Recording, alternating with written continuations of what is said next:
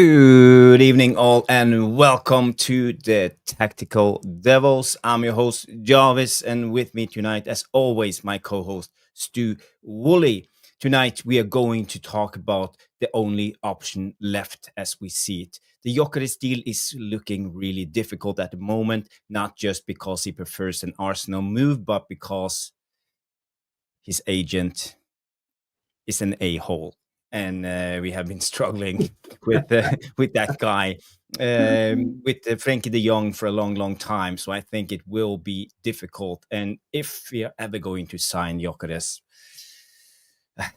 it will be an ongoing saga. And I think we all know where it will end. So tonight we will talk about the options left. And for me, as you see in the thumbnail, we are going to talk about Oshimen. But there will be other updates. We are linked to an Italian goalkeeper. Anthony and Real Betis has come up with a payment plan. Nice, they have a midfielder. Maybe we will sign him. There's some updates on Jadon Sancho, and we will talk about and discuss everything about Rashford, what will happen with him. So guys, girls, smash the like, subscribe to the channel, and we will be back after the intro. So see you in a sec.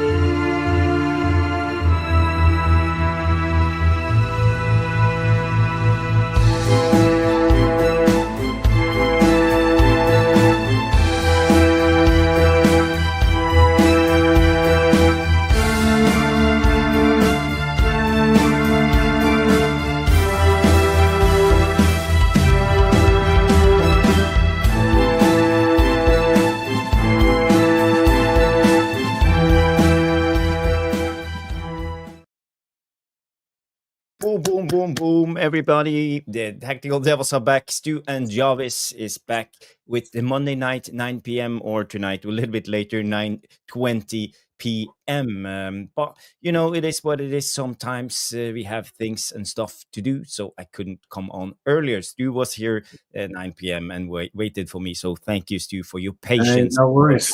Guys, for waiting for us. Yes, so how are you doing, Stu? How's your day been? Cracking show yesterday? Oh, a belting show last night. Absolute, really great show. Really enjoyed it. It was good to have Vicky join us. Yeah. Nice to have her back in the fold. Good to have Mick with us as well. Yes, all good. Just a really busy day today, a bit bitty with work. So nice to be able to talk football again, which is great. We're my old mates and brilliant devilish tacticos. You can't beat it. You just can't beat it.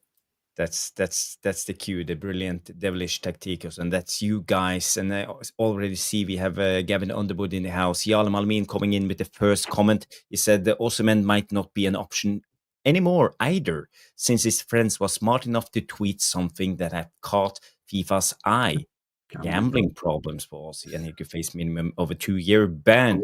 Okay, I haven't heard much about it, but if it's true, we will know more about it in time. If you have a link, Jarle, please just share it and we can read it out. Who else do we have? We have Danny B, big up crew, big up Danny B. Good to see you. One of our moderators, and he comes in and say hit that like button on the way in. Please. Yes, that's important. 48 people tuned in already, and hopefully more to come. We have Boxing Straight Talk coming in, and just nip up. No, I won't tell you. Don't read it. Don't read it. We have Johnny Kermode in the house. John Kermode, big up, John. I hope you're well. Hope everything is good in the States. And we have Temesgen. I'm slating your name right now. Delicio. Temesgen Delicio. Yeah, great name. Yes. If we butchered it, apologies. It's normally me that butchers the names, trust me. I've got form. Stu, I don't even have my reading glasses on, you know. I'm just squinting away. Yes, that's why I've got my reading glasses on, so because I'll be doing that as well. What else I'd say? Two old men sitting here Two old reading men. without seeing. I know it's terrible, isn't it? Without the glasses, that'd be it. I'd be a mess, a dishevelled mess. Yes. MUFC. Oh, I forgot to read the comment. Yes, I want Osimhen, Mbeumo, Emu Martinez, Edison, Hayden, Hackney, Louis, and to United is better for next season. Please. Yes, I think we all want all of those players. That will be a fantastic window. So let's just fingers crossed and hope for the best. MUFC 14 coming in. Evening all. Big up MUFC 14. Johnny K comes with a reply. Say, all good, Jarvis. Hope it's all well with you both. Yes, I'm good, and Stu is the same. DC coming in.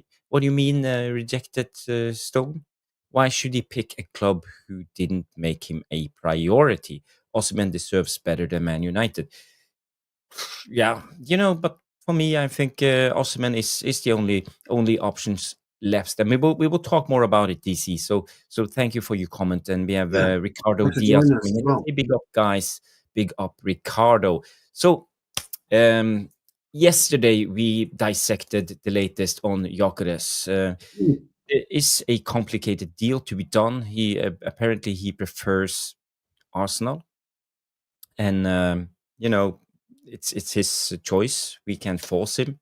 Well, there's also some speculations about the sporting manager of Arsenal, Fabrizio Romano. Is it all true? Why haven't Ornstein said anything? So I'm not entirely convinced that Osimhen is not coming, but tonight we will go with the narrative that Osimhen is not that Gyökeres is not coming, and we have to look elsewhere. So, Stu, you mentioned yesterday out of the favorites who you wanted as a striker. You mentioned Osimhen, and why is that? Well, I just think for the way Amorim plays, everyone knows that Gyökeres would be the optimum choice because it would fit into the Amorim system. I think his combination play with Mbeumo and Cunha, and also Bruno would fix easy. I think it'd be quite an easy transition from Sporting to Manchester United for him. But I just feel that a real pinpoint marksman, Gyökeres isn't. As good as he is as an overall footballer, I just feel that Oshimen's a better marksman. Now, I know we had a comment in the post comments last show. Yes. Last night, questioning whether Oshimen was ever prolific. I don't really think we meant prolific. I don't think I used the word prolific. If I did, apologies, because I don't think he's ever been prolific. Prolific goal scorer. Yeah, but let me tell you, 12 goals would be prolific in this Manchester United team, and that's what you've got to look at. If he can come in and get us 15 to 20 goals, we're already 10 goals better off than what we were last season. We're 10 goals better off with because Højlund just isn't performing. Garnacho wasn't performing. Ahmad not really performed to the level that we need in terms of goals. Yes, he got injured. So Gyökeres, we know will score goals, but for me, I think a more clinical finisher. And I think with Mbeumo and Cunha, are probably, Cunha's probably going to give us 8 a season, and Mbeumo's probably likely to get 12 to 14. A season, plus the 15 to 20 you're going to get with Osimhen. Bruno's going to chip in with 11.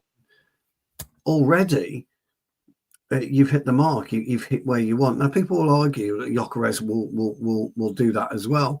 Yeah, he probably will. But I just think for guaranteed goals, I think Oshimen's I think he's a better target man. He operates in my favoured area, which is the 18-yard box, but he can migrate out wide. We've seen it before. He's set up goals before, so he can assist, one for the better phrase. I don't like assists, as you well know, but he can assist, one for the better phrase. But I just think he's a better, maybe not a better all-round footballer, the Gyökeres, but when I always judge strikers on how many chances you need to to score goals.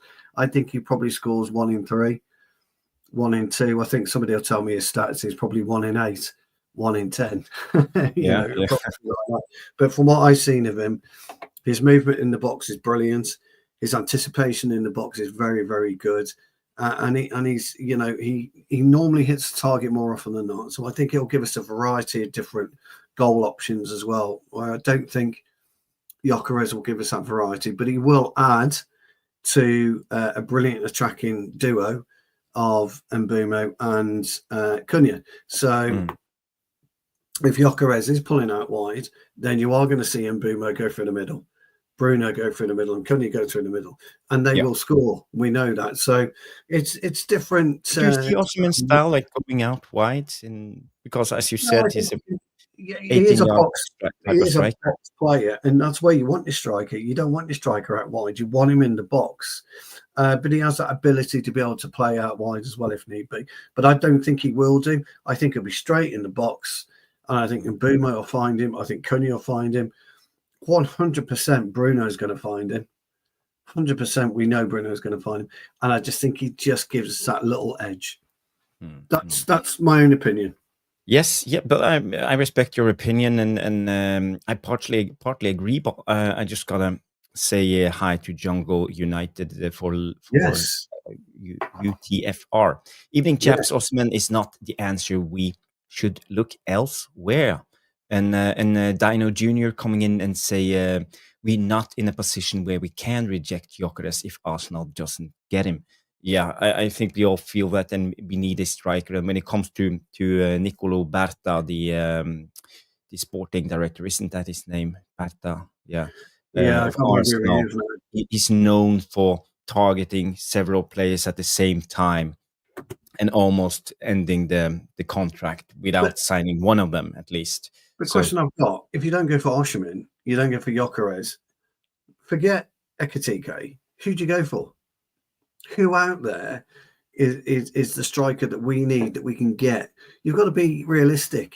Today, we have to be realistic on who we can actually go and get and who's going to pull in 15 to 20 goals for us. So that person that we pull in and we remove Højlund, who is going to guarantee you 15 to 20 goals? Who out there is physically achievable that we can go and get that's going to offer? That would be my question. That's a brilliant question, Stu.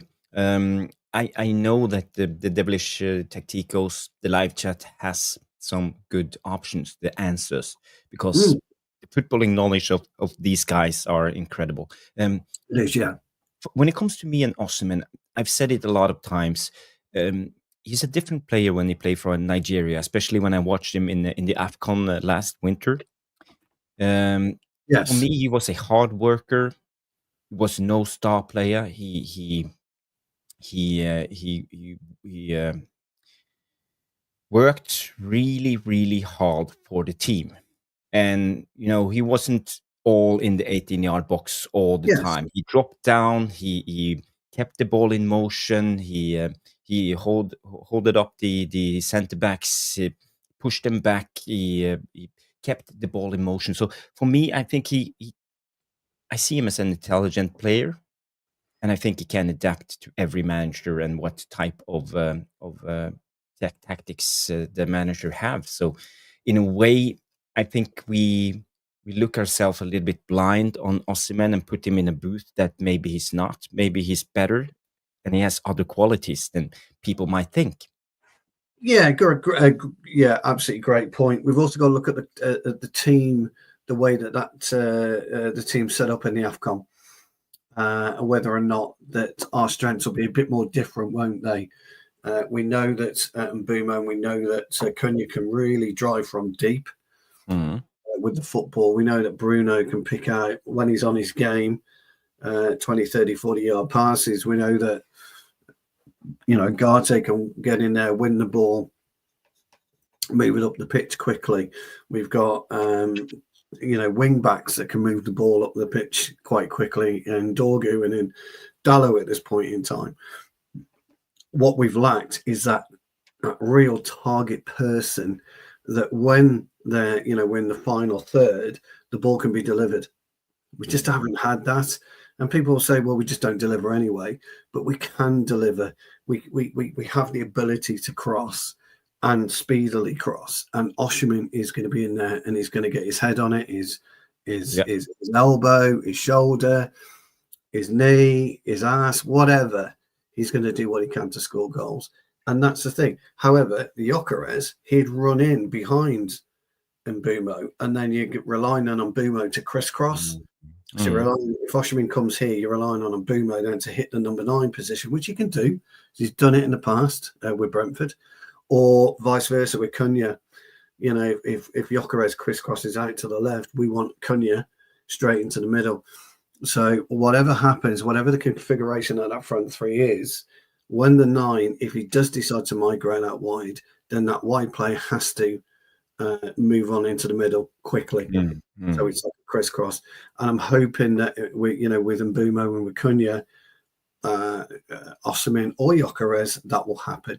And then you've got Bruno ready to clear up, Mainu when he's playing to clear up, Mount when he's playing to clear up, and support those three, and gives us a much better option in terms of scoring. So I think you touched on something interesting there, Stu, because as you mentioned, the difference between Gyökeres and Osimhen, in a way, I see Osimhen more of an all-rounder and Gyökeres more of a system player that will work in a certain system.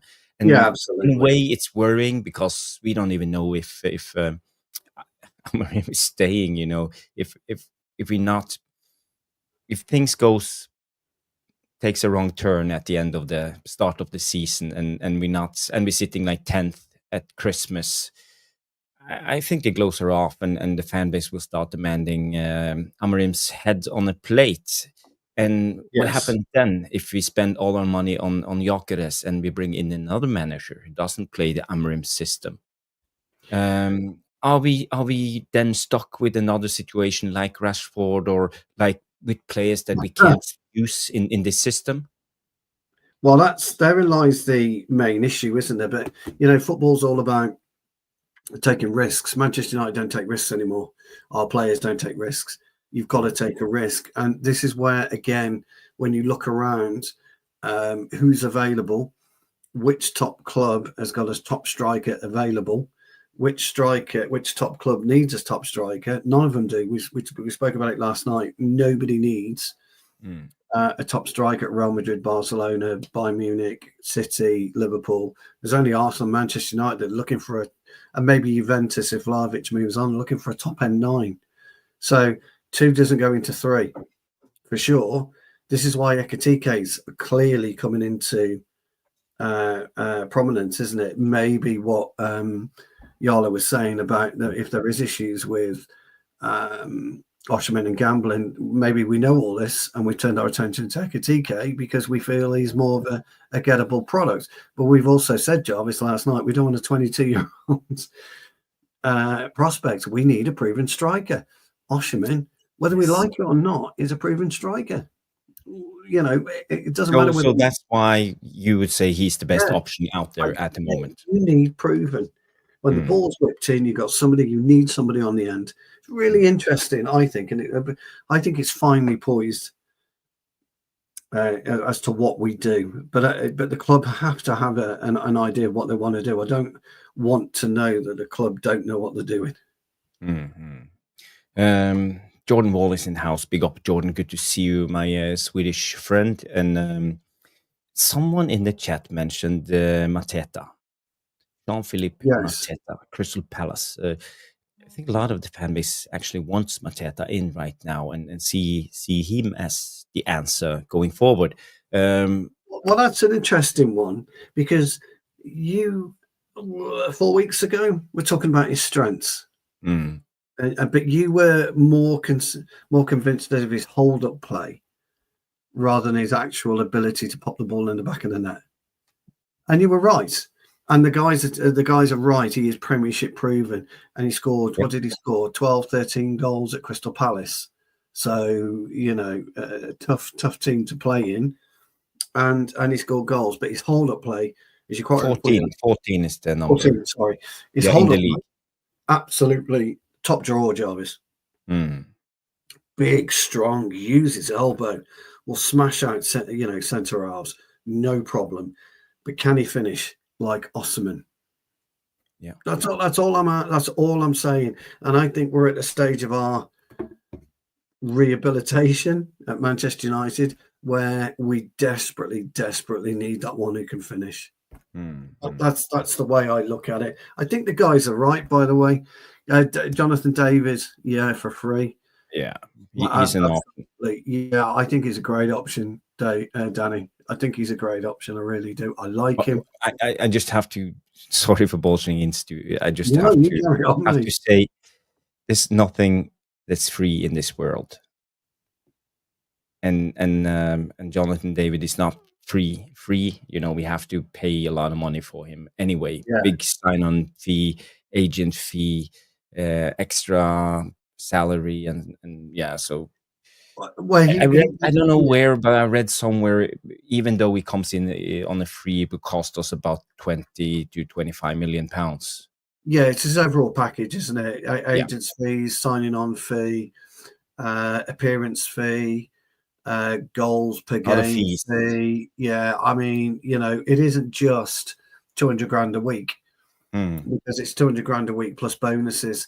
Now, Manchester United's average appearance fee, by the way, is about 30,000 quid. It really is. It's ridiculous. And if you're on the bench, you get about 10 grand. I mean, it really is a joke in terms of what they pay for appearance fees. Some clubs are less, some clubs are more. But Boxing Straight sort of says, David is is a mercenary. But I think a lot of footballers are Boxing Straight talk. My thoughts on that. I think a lot of footballers are. I'd love a player. Look, when I said months ago Cunha would be ideal for Manchester United. I'm glad to be proven right. My good old mate Ruben Amorim did give me a quick call when I said it. He said, "Look, Stu, are you sure? Can you talk me through, where it fits?" You have him on speed dial, by the way. Yeah, well, he has me on speed dial. When he's wondering about stuff, and I said, "Well, look, this is where I see it going." And then lo and behold, Cunha comes in. But we know what we're getting with Cunha. Yes, he's an idiot occasionally. He is. But all the best footballers are. They live on the edge. They get themselves on the edge of destruction when they go onto that pitch. Yes, I've heard. Danny B has been paying attention to what we are saying. Yes. Big up Danny B. Yeah, very big up Danny B. Mika Biret, the Danish striker at Monaco. Yeah, so Cunha, he ticks the boxes for Manchester United, and Bumo definitely ticks the boxes for Manchester United. We know this because we've seen it week in, week out, and the Premier League doesn't lie. It's one of those leagues that you never get a false position in. It's impossible to get a false position, and we've proven that ourselves, haven't we? Completely proved it. So the Premier League this year just goes to show it was a lot tougher this year because the points difference from the champion, from what City were the previous year. There's a big gap, isn't there, in terms of points? So it's a much harder league. So we know that, but and there are some great players in there. Jarrod Bowen would be brilliant for us, but he's not an out-and-out 9. So we've gone for Mbeumo, we've gone for Cunha. So you can't go with Jarrod Bowen. Ollie Watkins isn't clinical enough for us. Great striker, but he's not clinical enough for us. Chris Wood had that golden era because Forest learned how to play with Chris Wood, and that's great for Chris Wood. He won't do it in this next season. Just another system player that will not an all-round striker, but he fits perfectly into Forest's he won't do that crossing. Yeah, he won't do that next season. So, as far as I'm concerned, whether we like players or we don't like players, whether we don't agree that players are Manchester United quality, or we think they are quality, but a lot of the players that we want are out of Manchester United's reach at the moment. And somebody asked the question, fucking hell, is Mateta where we're looking at? Are we shopping at Mateta? Absolutely. That's the level we're shopping at right now.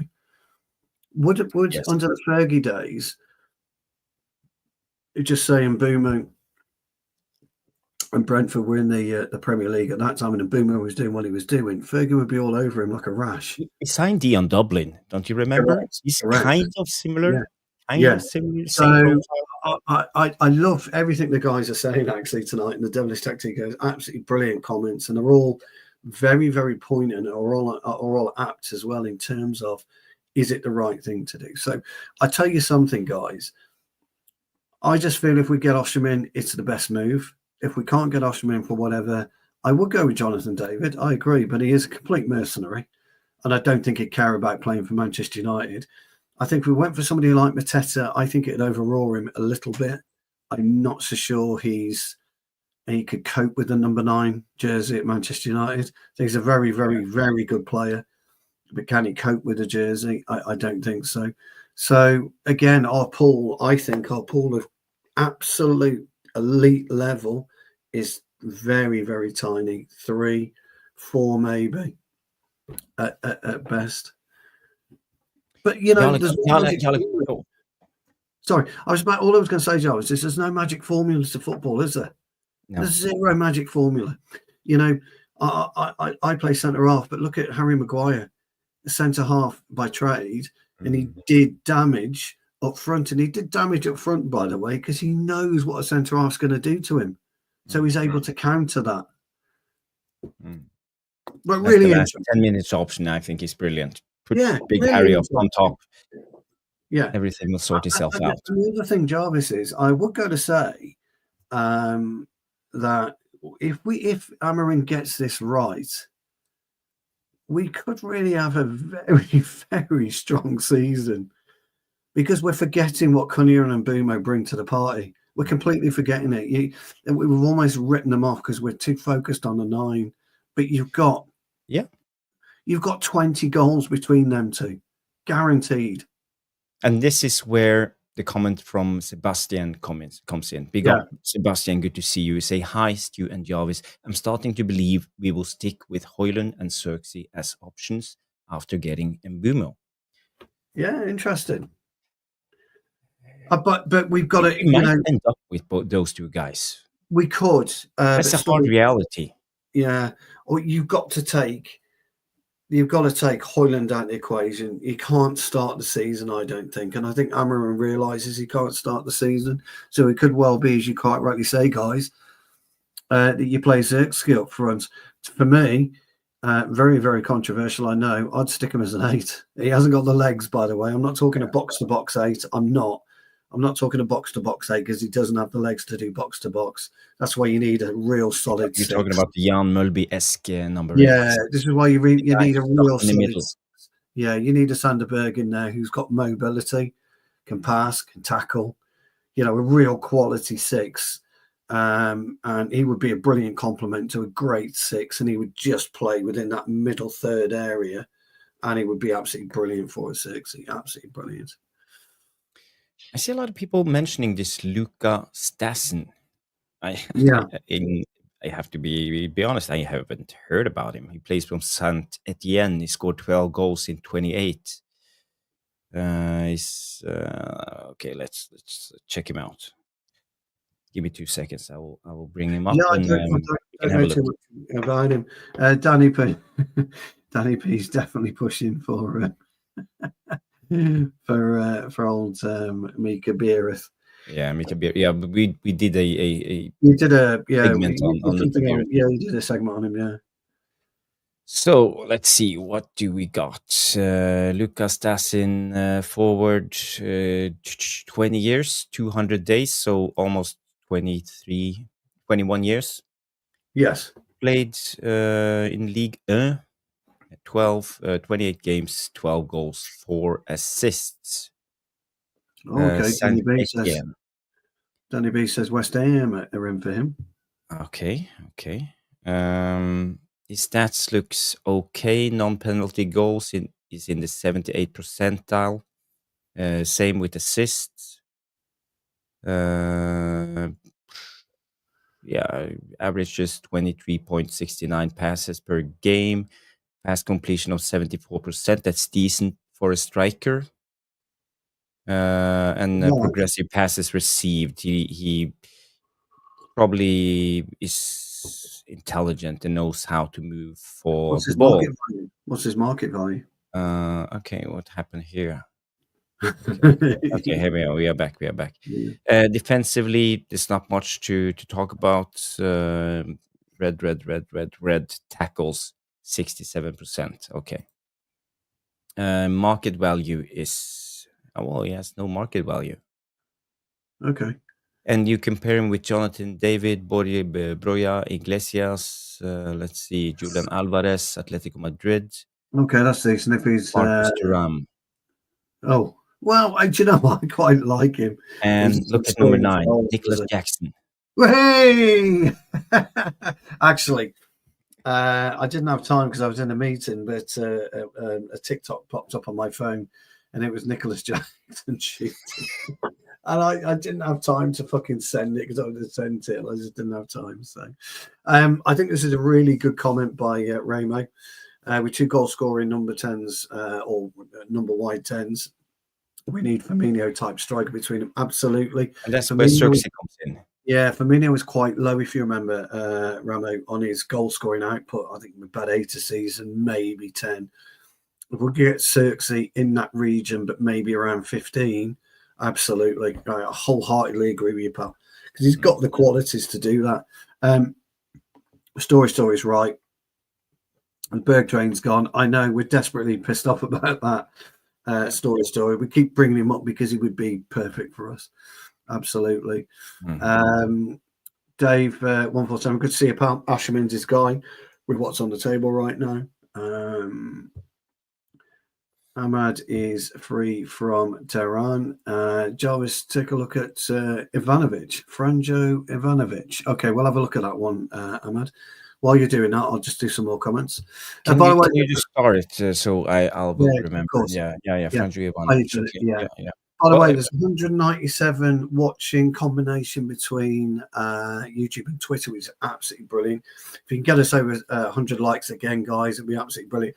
Our subscribers are going up quite nicely. We're on about 1,067, something along those lines.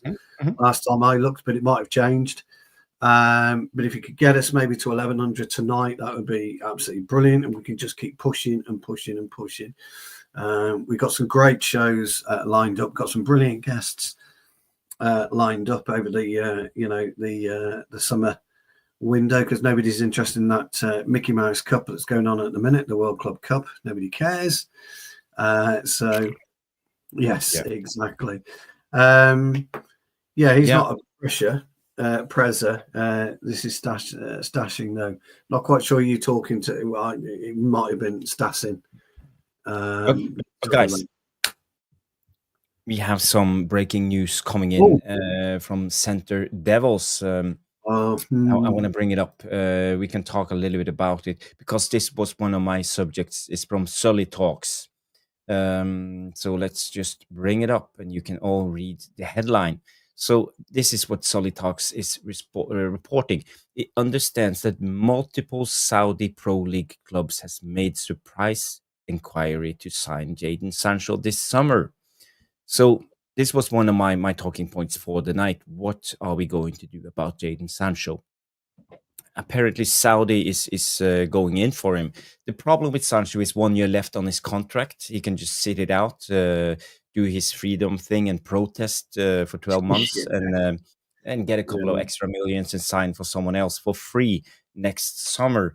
I don't know what you guys in the chat thinks about this, but if we could strike a deal with a Saudi Pro League club, maybe get 25, 30, 35 millions in, I would take it, no question asked.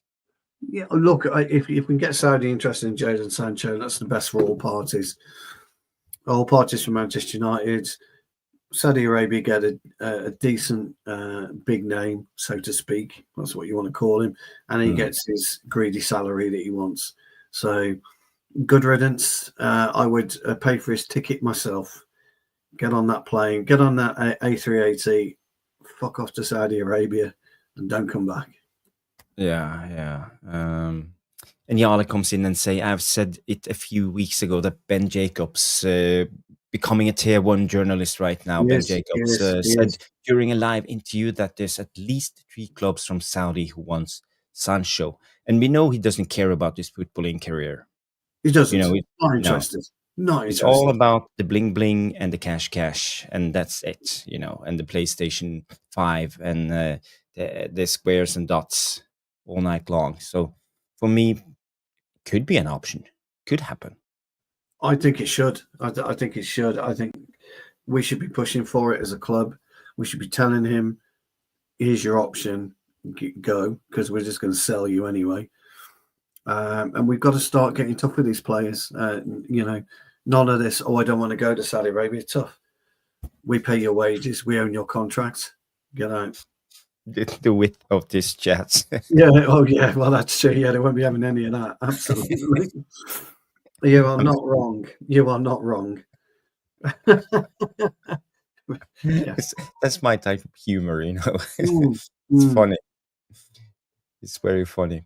Sebastian comes out and says, due to finances, maybe we should risk getting Player. someone like Hackney. For the midfield, player. Sancho will be really difficult Sancho will be really, really difficult to sell, and he might want to run that contract out sitting in the reserves. I think the club should do whatever it takes to try to push him out of the club. Don't even let him train with the reserves. Yeah, Just stay where you are, enjoy your freedom. You're not playing football for the next 12 months. End of. Yeah, I'd do exactly the same. We're going to have a similar issue with Rashford, aren't we? And salary. We've got problems there with him. We've got problems with Casemiro's salary. We've got problems with salary with all these players. They're big salaries. And these players, they want that salary. And, real footballers, they come in and say, we'll take a pay cut, as if we should, feel sorry for them. 200 grand down from 250. Oh, we're so sorry. How can you survive? But, ultimately, the club has to turn a corner. They've got, they've been ruthless with letting staff go. Get rid of these idiots. Be ruthless and say, tough. This is what's happening. Get it sorted. Get your agent to deal with it because you're not coming back. But do you think the club are capable of doing this? Are we willing to do it? Because we have to play hardball on some of these players, and I think now is the time. I actually think the club could do it. It's whether there's a willingness from the club side to do that. And right now, I agree with you. I don't think there is a willingness to do it, but there should be. I've said this before. Paul Ince has come on record as saying, he was playing golf and the boss drove to see him. He got in the car. We've accepted a bid from Inter Milan. Sort it out with your agent. Bye. It was about a 20-second conversation. Mark Hughes, Brian Robson, all the same. We're not renewing your contract. Find a club. Roy Keane, mid-season, find a club. We're out. You're gone. You're gone. No, I don't want you around the club. You're gone. You have to find a club. We've got to do this. Look what's happening in Grealish at the minute. He'll end up getting sold for about 40 million.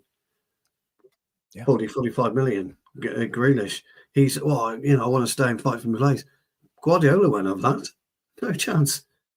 Get him gone.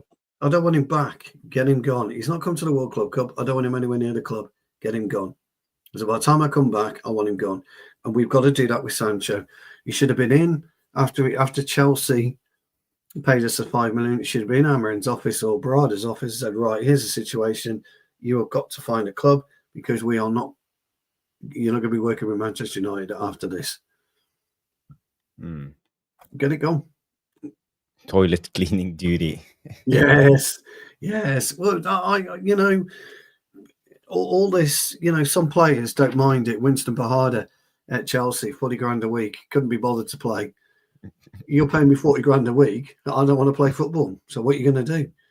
You either pay my contract up or I sit in the reserve. So he just sat around doing absolutely sweet FA. Sweet FA. Danny Drinkwater went to Chelsea. Do you think he's happy about it right now after his career ended, that he spent his golden years doing nothing? He was a brilliant player, Winston Bahada. Yeah. He was an absolutely brilliant player. He never played football again, did he? Not that I know. So I think he got his money, and yeah, he probably was. He was on a 5-year contract, wasn't he? At 40 grand a week. You know, back when 40 grand a week was a lot of money. Well, it still is. You're by an inch a little bit older than me, but not much. We're almost equal, as I see it. And right now, you know, if I ever look back, sometimes I look back at my footballing career. I often think I should have done something different. I should have understood that. I should have worked harder. Maybe I could become even better. You know, that's. I look back with regret sometimes on mine. I wouldn't look back and thinking I had the talent in 1 in 10 million. Yes. 1 in 10 million, probably, or probably even higher than that. 1 in 20 million to play in the Premier League. Yeah, but you had the chance of your life to do something about it, and you pissed it away for money. Well, people do though. That's the trouble. People do. And when Sancho signed his 250 grand a week contract, 5 years, 6 years, or whatever it is, he's like, "Fucking hell, Jesus Christ! Look at this. I can, you know, a sensible 18-year-old today, Jarvis, could sign a Premier League contract at 50,000 quid a week, and if he's sensible." And he used 1 year's salary throughout that 5-year period to live on, he can retire in 5 years' time and not work again. That's where football is. And it's not even about money; it's about status, being the highest paid player.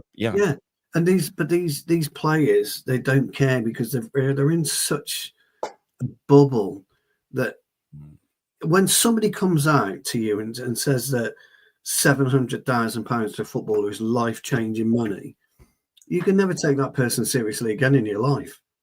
I mean, what do you mean life-changing money? It was for someone who's already earning 300 grand a week. How can that be life-changing money? Life-changing money to us, Jarvis, is 10 grand a week. I can imagine earning 10 grand a week. You know, 5,000 a week. It'd be life-changing money for all of us. And this is what footballers don't get, and they don't understand it. So, you know, they just carry on in a world of their own, being picked up after, being told they're brilliant day in, day out. They've got hangers on, and they just drift through life. And then what makes matters worse is that some really substandard players go back into punditry and get paid another 100 grand a year to do fucking punditry. I mean, you know, this is where you are. It's about being in the spotlight, because you miss it when you retire as a player. You miss being relevant. Well, this is the problem, and I think the issue is they want to be relevant, but Sancho's got to realise he's become irrelevant. Rashford has become irrelevant. You know, or what he did a few years ago about feeding children, etc., and now he wants to sit on P. Diddy's lap. Where's it all? Why is it all changed? Why was feeding children 3 years ago absolutely paramount to him, and now he wants to walk around like a rapper? Where's you know, where's that gone? Why have Manchester United allowed that to happen? And People change. Yeah, but Jarvis, as a club, why have we allowed that to happen? You know, the first time he comes in, when Fergie's there, and he comes in his rap outfit, he's like, "Get the fuck home." You know, David Beckham tells the famous story, doesn't he? At the Mohawk. At the Mohawk. He sat in the changing room getting changed with a hat on, and he was going to take it off before they were due to go out. Fergie knew what was going on. Chucked a razor at him. Get it off. You're not playing for Manchester United while you've got that Mohawk. Where's all those standards gone? Football has just completely gone from everything that we all loved to a cesspit of money and posers and, you know, people who just don't care. Said 2 old men on YouTube. Yes, 2 old men. Yes, 2 old men. Sorry. Yeah, I am an absolute grumpy old man. You're absolutely right. Yes, yes. I just want to read out this comment. It's from Inhalers Man talking about Sancho. On Twitch. He's on on Twitch. Twitch. Oh, Thank you, Twitch Inhalers viewer. Man. One of our only Twitch, regular Twitch viewers coming in and say, I will pick him up from the airport and drive him to the desert. Yes. and the funny thing is, Ramo comes in and replies, Sir Jim would definitely love it if someone would pay for Sancho's flight. He actually would, Ramo. You're not wrong. Money You're not saved. wrong. Yeah. Scrooge McDuck. Yes. Sir Jim. And we have Ben. Ben is in the house. Big up Ben Dover. Yes, Mr. Ben Dover. Isn't it? Ben, the White Cliffs of Dover, is in the house. Great to see you. I can't read these comments. Let's just No, move on to the next one. Ben. We'll move on. Here's a good suggestion by Boxing. Here's an idea, Jarvis and Stu. You should do a show on the shit show of the year signings we've had. Oh, fucking hell. We'll be here forever. But great idea. Yeah, really good idea. We'll do that. Me and Jarvis will work on that in the background for sure. Writing it down right now. Get on your book. Worst signings show. Okay, we can do that. We can do that too. We will be sick of talking about transfers in the summer after. Anyway, so Maya 254 is in the house. Good to see you, Maya 254. Big up, big up. Big up. Thank you for joining. And who's Lana Rhodes? We've never heard of him, her, she is, him, she, what? Is there something about Rhodes Island? Rhode Island? Outside New York, isn't it a road?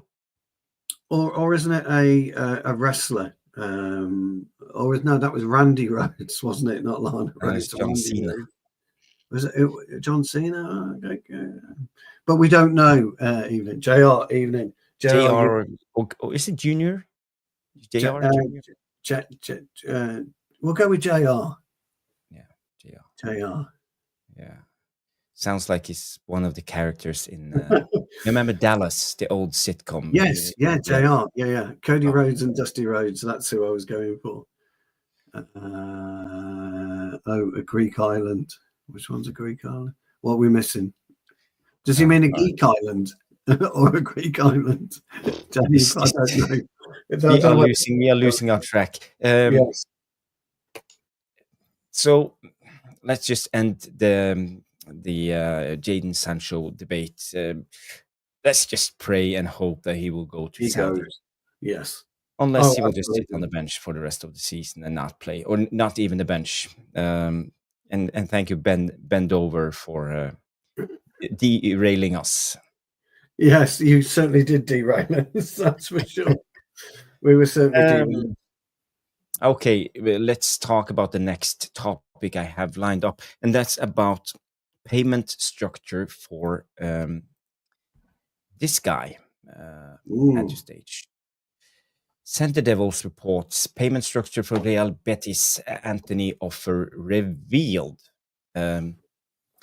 So the thing is now, Real Betis obviously want to buy him, but up until now, I think their most expensive player is what's his name again? Something start with J. Are you about Joaquin? Early 2000. Yeah, Joaquin. I think he was Joaquin is a Betis I think he's still legend. the most expensive players they ever signed. He's still there. Joaquin is the greatest. He loves Anthony as well. Yeah, Joaquin. Yeah. Okay. But the payment plan is as follows. According to Dario Di Sevilla, Real Betis have now submitted a proposal to Man United outlining how they intend, the word again, intend, to keep Anthony permanently. The Spanish club are reportedly willing to pay an initial 15 million euros, that's 12.79 million pounds, with the structure in place that could see a deal rise to 20 million euros, that's 17 million pounds. And through add-ons and significant sell-on clause, they will try to sign Anthony. So we won't get any money. it's all about, I would say, the selling class and a little bit of money. So for me, where do United put themselves into this? Is this a deal we would accept for Anthony, or do we want more? You can't accept that deal. 15 initially, million euros up until 20 with add-ons and a hefty sell-on clause. Well, the add-ons will have to be massively achievable, such as, when he uses his right foot, for example, in a game, we get 1 million. When he heads the ball in a game, we get 1 million. The add-ons would have to be a joke, because for what he's done for Betis, what he did for Betis last season, or what we paid for him, we have to get 50 million quid in. The sell-on clause, that's just, I mean, that ultimately, Jarvis, that's part owning a footballer. If how much of a sell-on are we talking about? 50%? Let's say they sell him to Real Madrid for 50 million in 2 years' time if everything hits on in Real Betis. 25 mil. So we're talking at best 25 million. So we get 45 in total, but that you're relying on that to happen. That's just the most ridiculous deal I've ever seen. But basically what you're doing there is you're trying to part own a footballer, and you can't do that. It's against the rules. It's a third-party ownership, isn't it? Or a double ownership. It's like, because we'd still own, Joe, it's half of it, half of his value. You can't sell on value, yes, but that's not the same of his value. So you can't do that at 25, 20. I mean, 15 million euros is a fucking insult. Give us 15 million euros a season for the next 4 seasons, and maybe. But how much money is he on? How much money are we saving a season by selling him? I think he's on 120 grand, isn't he? 120. He's probably on a bit more. Probably on about 150, 60, something along those lines. Okay, so let's say 150, or let's just find out. Let's see. Yeah, find out. And Anthony. Salary. No, we'll have to pay his salary, half his salary as well. We're not going to pick up his salary on that. No chance. It's 140 million, 140k a week. Yeah. So if they're only willing to pay 15 million euros up front, they're going to pick up his salary. No, I'll just go away. That's just nuts. It's just stupid. But now we have a 25% cut because of no European football. So we're talking about, we are saving 105k a week, according to some Google sources. And if you, that's 5.5 million pounds a season. Yeah, but again, ultimately, for what he's done for Betis, you just can't do that. Betis can't come back with it. We could sell Anthony quite easily for 50 million. For what he's done. His football comes in most expensive signing Real Betis. Betis was made Danielson. Yes, that was actually the guy I was thinking of. 30 million. Yeah. Joaquin was homegrown, wasn't he? Joaquin was homegrown. He's an absolute legend. Betis, Joaquin, legend. The Routinator, big up Routinator, one of our loyal moderators, comes in and say Anthony is worth 25 to 30 million easy pounds, if not more. Yeah. And Boxing also comes in and say if they offered 30 million, I say that's fair. Well, it is, but I think if Barcelona came in for him, you get anyway between 45 and 50 for him for sure. But Barcelona aren't going to come in for him. Neither are Real Madrid. Leverkusen, you get 50 million out of Leverkusen, I would think. If he decides to go there, he's not going to go to Napoli, I wouldn't think, because Napoli were interested in more in Garnacho, weren't they? I'll tell you where he would be brilliant. Bayern Munich. You get 50 million out of Bayern. It'd be great for Bayern Munich, but I don't think he'll end up going there. Could he be the new Arjen Robben of Bayern? Cutting in. I think he'd be a lot happier in Spain or Germany or Italy than in the UK. I think so. I think you're right. The Vutinich says he's on 140k. Yes, that's true. A lot of But money. we were talking about 25% cut because of, and then we were talking about 105. But I feel that we should try to get rid. He can't play in this Amorim system, or apparently Amorim don't rate him. We talked about. I would like to see him played as a left wing back. Try him. I think he and Amad Diallo had the thing going. Yeah, it'd be decent as left wing back. There are Betis get fucked. Well, you're not wrong, Jamie, because that's what me and Jarvis think as well. To get fucked, mate. So yeah, you're absolutely right. So, but no, I think he'd be a decent left wing back. You know, I think he enjoyed it there, didn't he? When he played there a couple of times, I think he was on record saying he enjoyed it. But 17 million pounds at best with add-ons, you know, and a sell-on clause, I think it's ridiculous.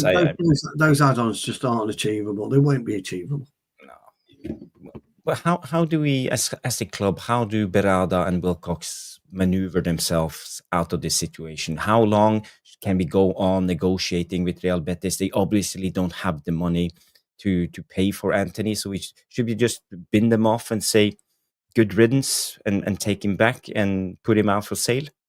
And just bet on getting to sell him? I think the best option is a loan again. They put a loan fee in.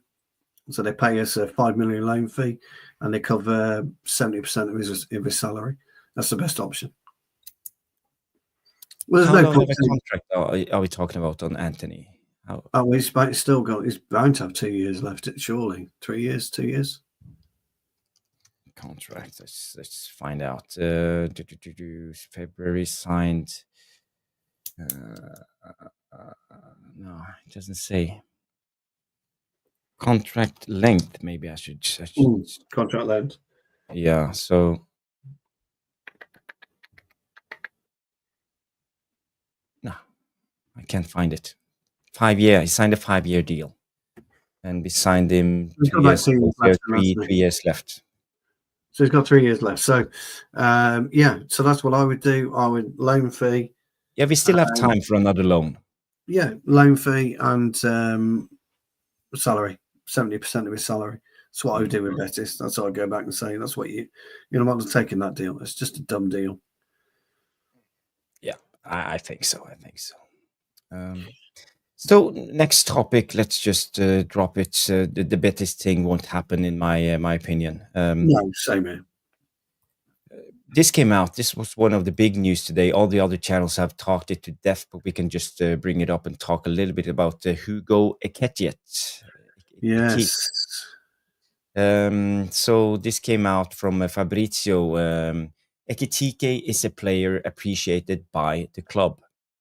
I don't know, it tells me nothing. And also Christopher Guibel, who knows the player well because he worked in the Bundesliga. Okay, so there's a link between the Bundesliga and Christopher Guibel, okay? Yes. At the moment, there's still no club-to-club contact with Eintracht Frankfurt for Ekitike. So this is a nothing news in a way. Yes, it's a piece of information that nobody needed to know, quite frankly. There's nothing to talk about. There's no club-to-club contact with Frankfurt. It's a rubbish piece of news which somebody is pushing out because I've got nothing to say today, so I'll just say that. So it's just nothing. I don't know. Other channels have been covering it today all day, and I'm like, what on earth can you talk about? There is zero to talk about. I have something to talk about when it comes to Ekitike. It's some breaking news here from Boxing Straight Talk. Breaking news: Ekitike is the same spelled backwards. Ekitike. It is, yeah. It is. Brilliant. I love that. Yo, banana boy. How do you say that backwards? I don't know. I've just had a message come in, so let me read that. Okay. Read your message too. Yes, I've just read it. It's called a palindrome. Okay. Mm-hmm. But back to the Ekitike thing, Dave. I think this is spot on. Ekitike is just a spin to throw off Yeah, set. I think it's a smoke screen as well. Look, again, is it a smoke screen? Probably, but there's only a finite amount of players that we can really truly go for that's going to score goals. Look, he's been all right, hasn't he, for Frankfurt? But you're telling me he's double the value of Mamouche? Surely not. No. Surely not. Mamouche has come in, hit the ground running at City, and he was what, 50 million, 45? Come on, But do me a favor. something I don't understand, Stu. How do you evaluate a player? Well, this is what I've never been able to understand. How There you are some evaluate. parameters like age, length of contract, wages, performance. Yeah, but how have we got to a stage where players are worth 350 quid, 250 quid, maybe £3,000, so that type of thing, to 200 million with Neymar? How do we get, and Ronaldo and Messi, his transfer value at his peak would have been astronomical. I don't know.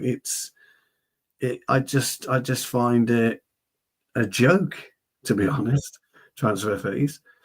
Yeah. I just don't see. I don't see how you could put a figure on somebody. And Mamouche apparently went for 75. I didn't realise that. I thought it was a bit cheaper than that. But either way, I just find transfer fees just barbaric, if I'm being honest with you. With what's going on in the world, in and around everywhere that's going on in the world, people go hungry in the street, but yeah, you can pay 80 million for a person. Oh, fuck off. To me, there's no rhyme nor reason for it. In marketing, people would tell you, how do you, yeah, they probably have, yeah. How do you value sponsorship? How do you value 90 million or 95 million pounds a year from Adidas? To have the Manchester United shirt, I don't know what Brazil we're being paid by Nike because of Real Madrid and things like that nature. So it's all relevant, I guess. Somebody with who's way more intelligent than me at number crunching has put a system in place where they can determine the value of a player. But yeah, I mean, if PSG have got a sell-on clause, then yeah, I suppose it would make a bit of sense. But you don't want to get involved in that. Then No, you don't. You don't. Real Madrid won't pay Fernandez's release clause, will they? At Benfica, they don't want to pay 50 million. We can buy him back for, what is it, 12, 18, something like that from Benfica. Okay, let's move on to the next thing. There's some updates about a replacement for the one and only Andre Onana. We have talked a little bit about him lately. So Italian goalkeeper eyed as Andre Onana's replacement. I don't know if you heard about this today, Stu, with some rumors that came I've never heard of the keeper. No, I've never heard of him. And the guy we are talking about is this guy. It's Marco Carnesecchi. Carnesecchi. I don't know how to say it. He's a right-footed goalkeeper. He's 6'3.5", 192 pounds. He's 24 years, almost 25 years of age. He's from the beach city of Italy, Rimini. Rimini, okay. Yeah. And he plays for Atalanta. He's on low wages, 3.6K a week, and his contract ends in 2026. But his stats, he has a save percentage of 75%. That's decent. He conceded 34 goals, but he should have conceded 36.1. So, well, nothing out of the ordinary. When you look at his stats, clean sheet percentage is quite high, 41.9%. And defensive actions outside the defensive penalty area, that's quite high. His average is 1.4 a game. So, I don't know. Do he intrigue you, Stu? Marco? Not really. I've got my head turned to our good mate Emi Martinez. He's the one that I would want between the sticks. You know, I know people will say he's waning. I think, you know, maybe he does, but I think he needs a new lease of life. Players have that when they need to move on. They don't have their best final season. I think it'd be brilliant for us, Martinez. So I wouldn't look at the kid, to be honest. No. Not for and me. also, when you look at players CK is compatible with or compare him with similar players, we have Kepa as number one. Well, there you go. That should tell you everything you need to know. Because although he's just gone to Arsenal, hasn't he, Kepa? Yeah. So anyway, Nouradin's in the chat. Good to see you, Nouradin. Link, please. Okay, I'll send you the link right away. Give me 2 seconds, Nouradin. Stu, do some comments while I do this. Let's do some comments. Catherine McDade says we need warriors in this team. Absolutely, I agree with you on that one. Jamie Wayne comes in with Cunha will play for the badge. Absolutely. And we have Nazin comes in with Mbemo, Mateta, Cunha, proven front three. There's a lot of talk about Mateta tonight in the chat, so that's quite interesting. Yes, I think, guys, have you looked at Bulka from Nice? Nice are owned by Ineos. Isn't that someone you're looking at, Jarvis? What's his name? I have it written down. No, Boudadou, different player. The Algerian guy. That's different player. But the problem is, I don't think we can sign anyone from these after. We have to wait until after the December 1st or something. December like that. 1st, yeah. But I think he wants to sell Nice anyway, doesn't he? But I think that's a problem when it comes to Nice players. Yes. Boxing Straight Talk says anyone but Nana will do. Literally anyone in top flight football is an upgrade. Yeah, absolutely. Genghis Khan, good to see you, Genghis. I'd rather get a goalkeeper in midfield and buy Ekitike. Play Zirke or Chido at 9. Can't be worse than Rasmus with Cunha and Mbemo feeding them. You're not wrong there, pal. You're not absolutely wrong there at all. Just play Rasmus 70 minutes. At 70 minutes, yeah, get him on for the last 20. Absolutely.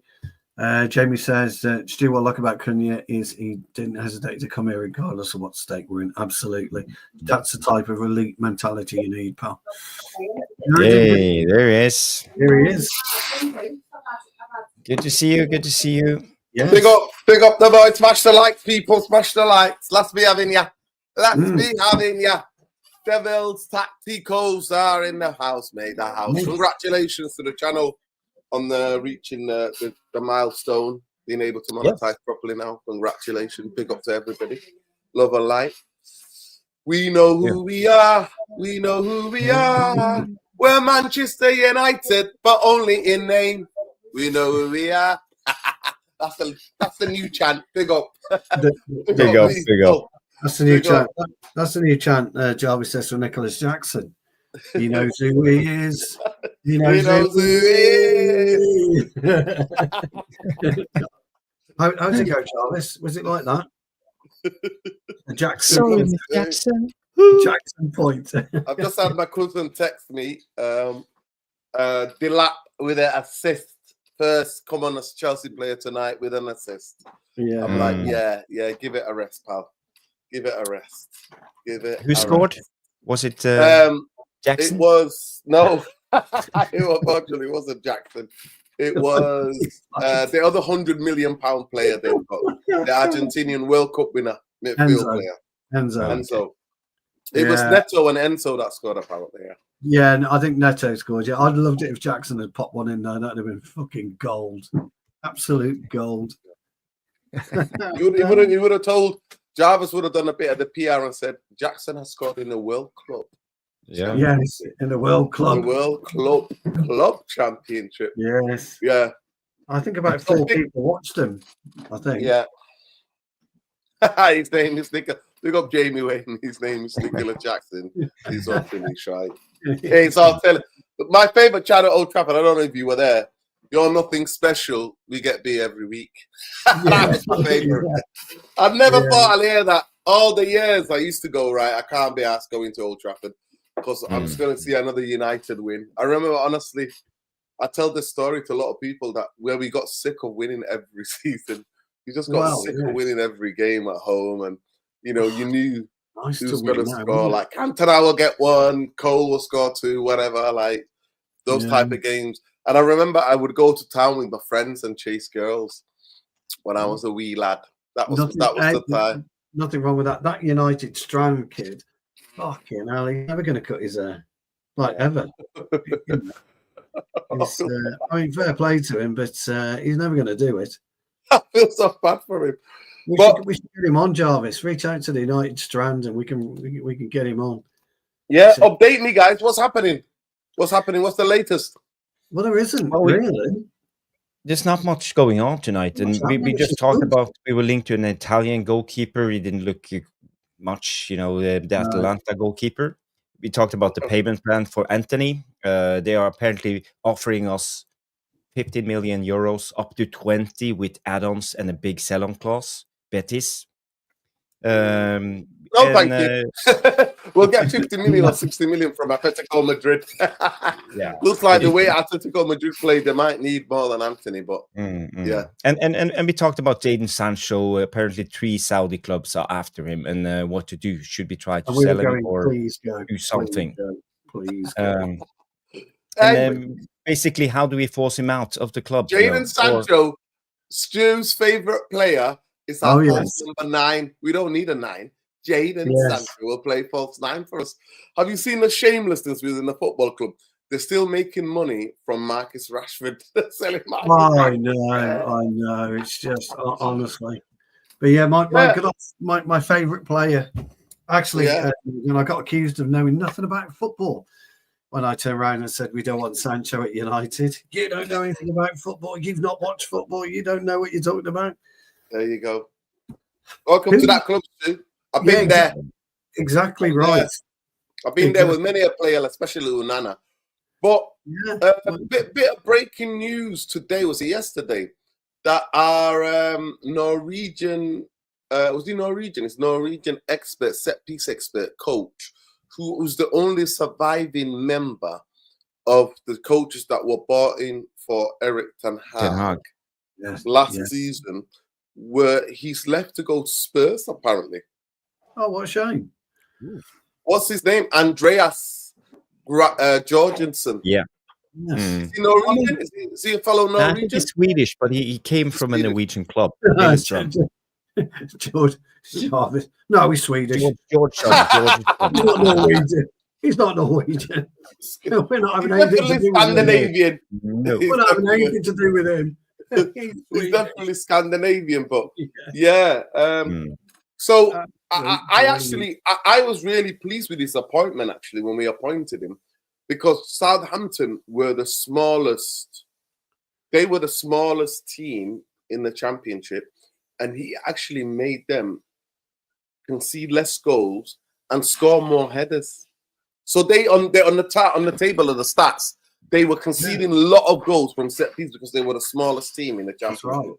That's right. And they weren't scoring that many set pieces. And within 7-8 months, he, the promotion thing, he transformed them into one of the best defensive records and best set piece scoring teams. So I actually was like, wow, he is significant.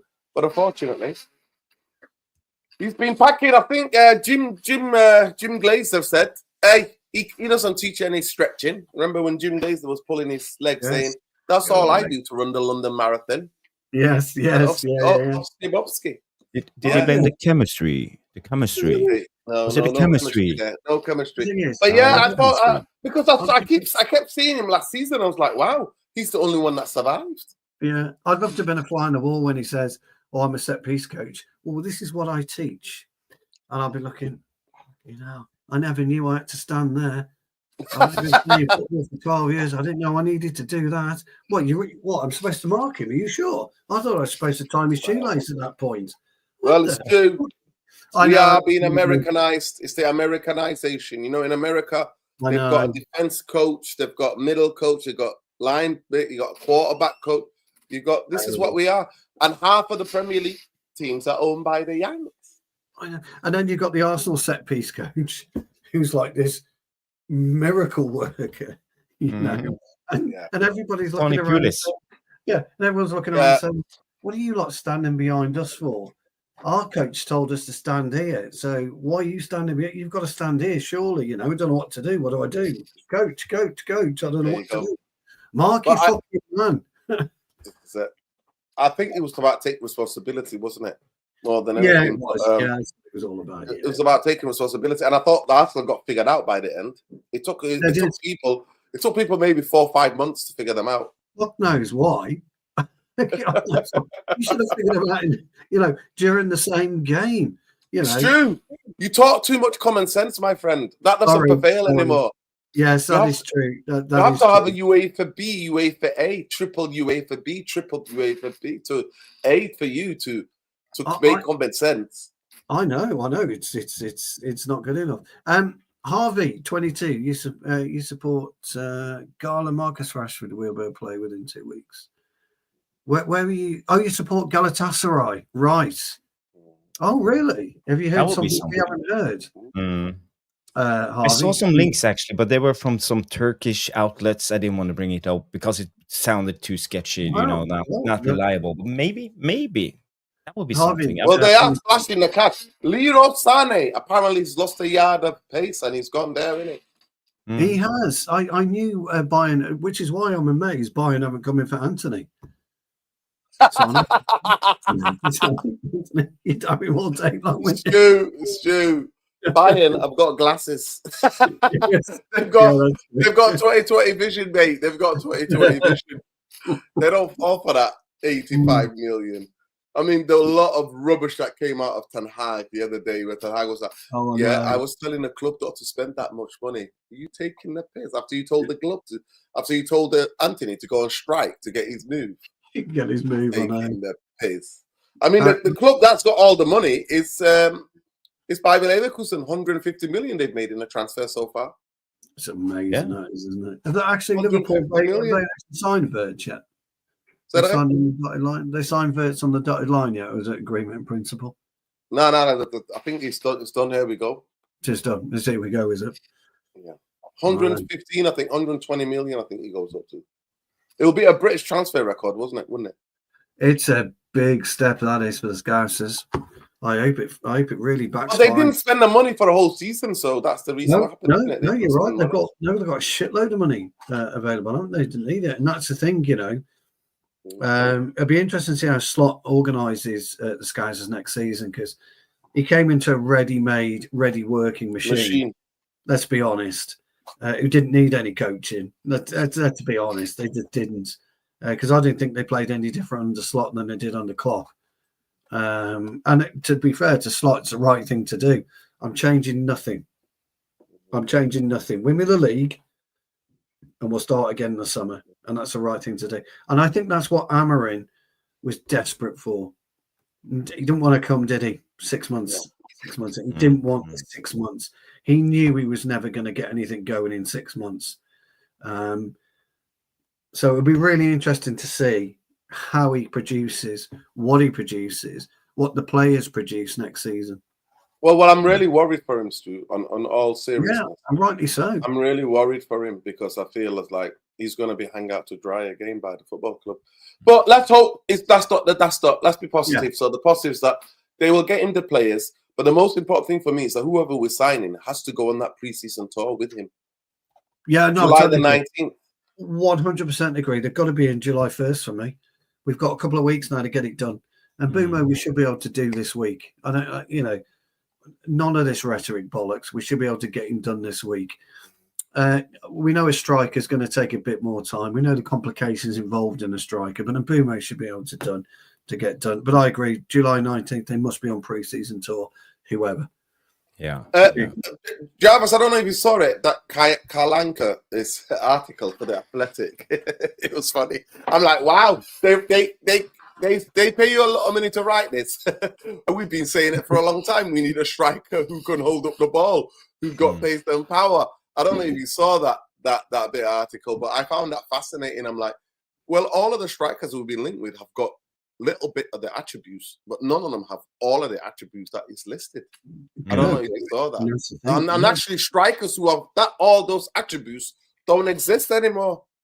They don't exist. That's the thing. Actually, interesting that you say that, Nouradin, because that is actually the thing. The old-fashioned number 9, for whatever reason, doesn't exist anymore. But it could exist because it's not really rocket science. No. And we've seen a good old-fashioned 9, who knows his way around the 18-yard box, who knows it with his eyes closed, where to be. You can smell danger, can sniff out a chance. It isn't difficult. And they're trying. People think that Liam Delap is that old-fashioned number 9, but he's not. He's an out-the-box player, not an in-the-box player. He's an out-the-box player. I'll tell you who's in the box player. Osimhen is. If you stick it up, if you stick it on the back, he leaps. Yeah, he leaps. Yeah. It's why I want him, Charles. He's absolutely terrible outside the box, by the way. Don't want him though, do we? Yeah. I remember United. I mean, United strikers were all trained, weren't they? The width of the 2 posts, weren't they? That's how they were trained. Exactly right. Yeah, exactly. The old school coaching. I don't know, but in the UK, strikers, the way that when I was playing football, strikers were always coached. I don't know where it's in Norway, but it was to the width of the 2 posts.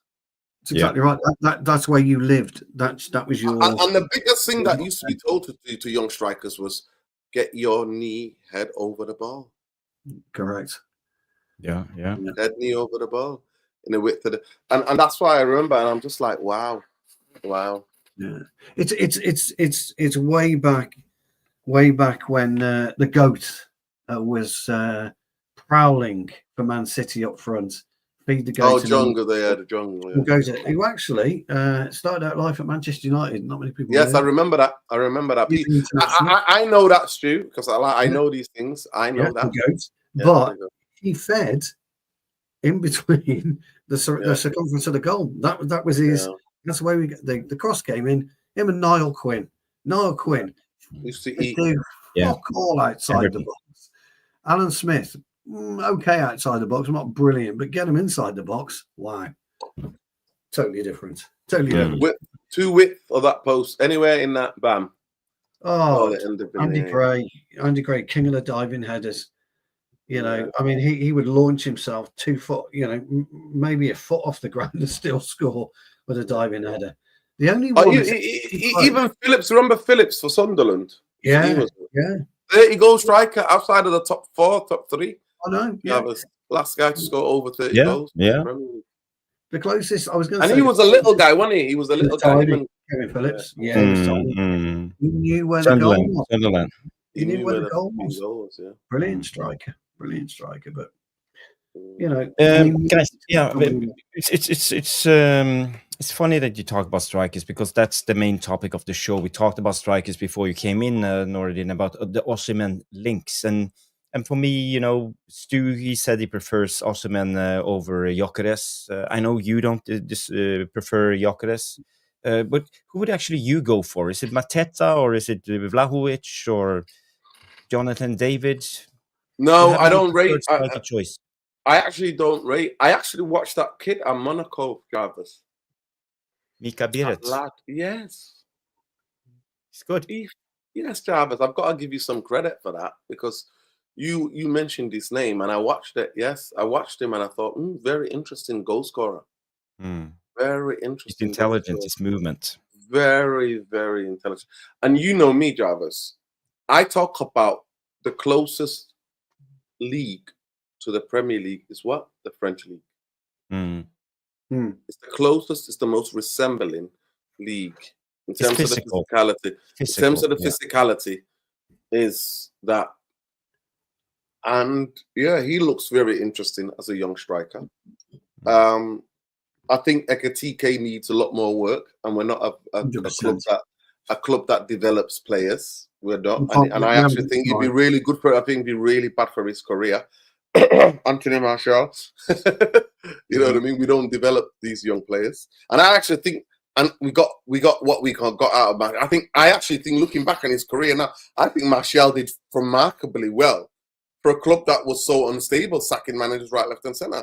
But anyway, Ekitike, I think, needs more development, and I think he needs to develop more. And I would advise him to go back to France, because I actually think that the transitional style of Germany doesn't really tell you. It's not a way to learn how to be a top striker. I really don't think so, because that league is too transitional. So what strikers are always relying on, Jarvis and Stu in the chat, is that always having that space where you're counter pressing a team, winning a ball and running into space. And really, top strikers, they can do that bit of the game, but where they aim their money is in the box. Absolutely. It's in the box, the width of the two posts. So I think that happens, and I've seen that striker for Monaco. He always has to remind me his name. I struggle with names, Jarvis, but he is a very interesting. Yeah, he's a very he's a very interesting striker. So yeah, I actually don't rate. I said it, and I'll say it to Stu. I think Victor Gyökeres looks he's stronger and faster, and he's thinking sharper than everyone in the Portuguese league. And I think when I've seen him in the Champions League, when he's had to step up in the Champions League, when he's come up against defenders who are fast and strong like him, he looks totally out of place. Now, in the Amorim system, you would think he's the guy to get, because he's the guy he's worked with. But I think he can be found out easily to defend against. So I agree with you on that to an extent. And we were talking about it, and I was asked about it, and I went Oshimen. And the reason I wouldn't go for Beerus just yet is we need 2 or 3 years of consistency in front of goal. We've got to have somebody to come in, pop the goals in. You add on Cunha and Mbumo and the goals that Bruno brings. We're a different outfit when it comes to fear amongst defenders. And now I know as a defender that I much prefer a striker outside the box to any striker inside the box. I don't want to be around a striker inside the box because he's going to cause you problems. Outside the box, you can handle him, you can manhandle him, you can dictate where you want him to go. Unless he's clever, he dictates to you. But the biggest problem we may have, Nouradin, will be the crossover. If Gyökeres migrates out wide, we've got to make sure that Cunha crosses over and gets into the middle, and vice versa, and Mbumo if he goes to the right. So we want to see that fluidity of the front three backed up by Bruno, maybe backed up by Xerxes, maybe backed up by Mino, and the two wing backs. So that's what we need. And I just think ultimately we've got to have that guarantee of goals rather than the prospect of a Beerus right now. And I think you may be right about Gyökeres in terms of his ability to not be bullied, by somebody like Ruben Diaz, for example. He's an absolute tit, isn't he, at City, or Van Dijk. Players of that caliber. So I tend to agree with you, Gyökeres. So I just think Oshimen's a better. I genuinely, this is the only disagreement that I have, and it's actually where how everybody sees football so differently, and that's the beautiful thing about football, isn't it? It's that we all see different things. But I genuinely do believe, now I know this is going to be, get ready, because some of you might fall off your chair, especially the ones watching. If you got a drink, put it down. Put it down so you don't spill it, and don't be coughing it all onto yourself. But I actually believe your striker is only good as your team, and what I mean by that is how much your creative attacking players are. And for me, the way I saw football was that I never liked the lone striker. I never liked the lone striker. I always thought as a team you did better when there was two up there, and the team felt more connected as defenders, as fullbacks, as strikers, because there was always two people to hit. You know what I mean? When you play football, as a midfield player, when we had two, somebody playing behind one, when we had that old school 4-4-2, the way it would be one, and we always had an option to hit somebody short or somebody to go on the shoulder. But this is where I'm going to get my thing, and I see a lot of people comparing Gyökeres to Nunes. I actually think Nunes is a better player. I actually rate Nunes. And the reason why I know what you're thinking.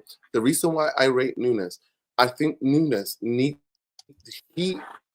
to develop, and the only little development that he needs in his game, I'll tell you, Jarvis will tell you, they both coach, is when you're in front of goal, calmness. It's the breath. It's the breath. Yeah. He shoots like he's not breathing. And anything, if you know anything about anything, any sport, if you're not breathing, he snatches that. Do you know how many chances and opportunities he gets?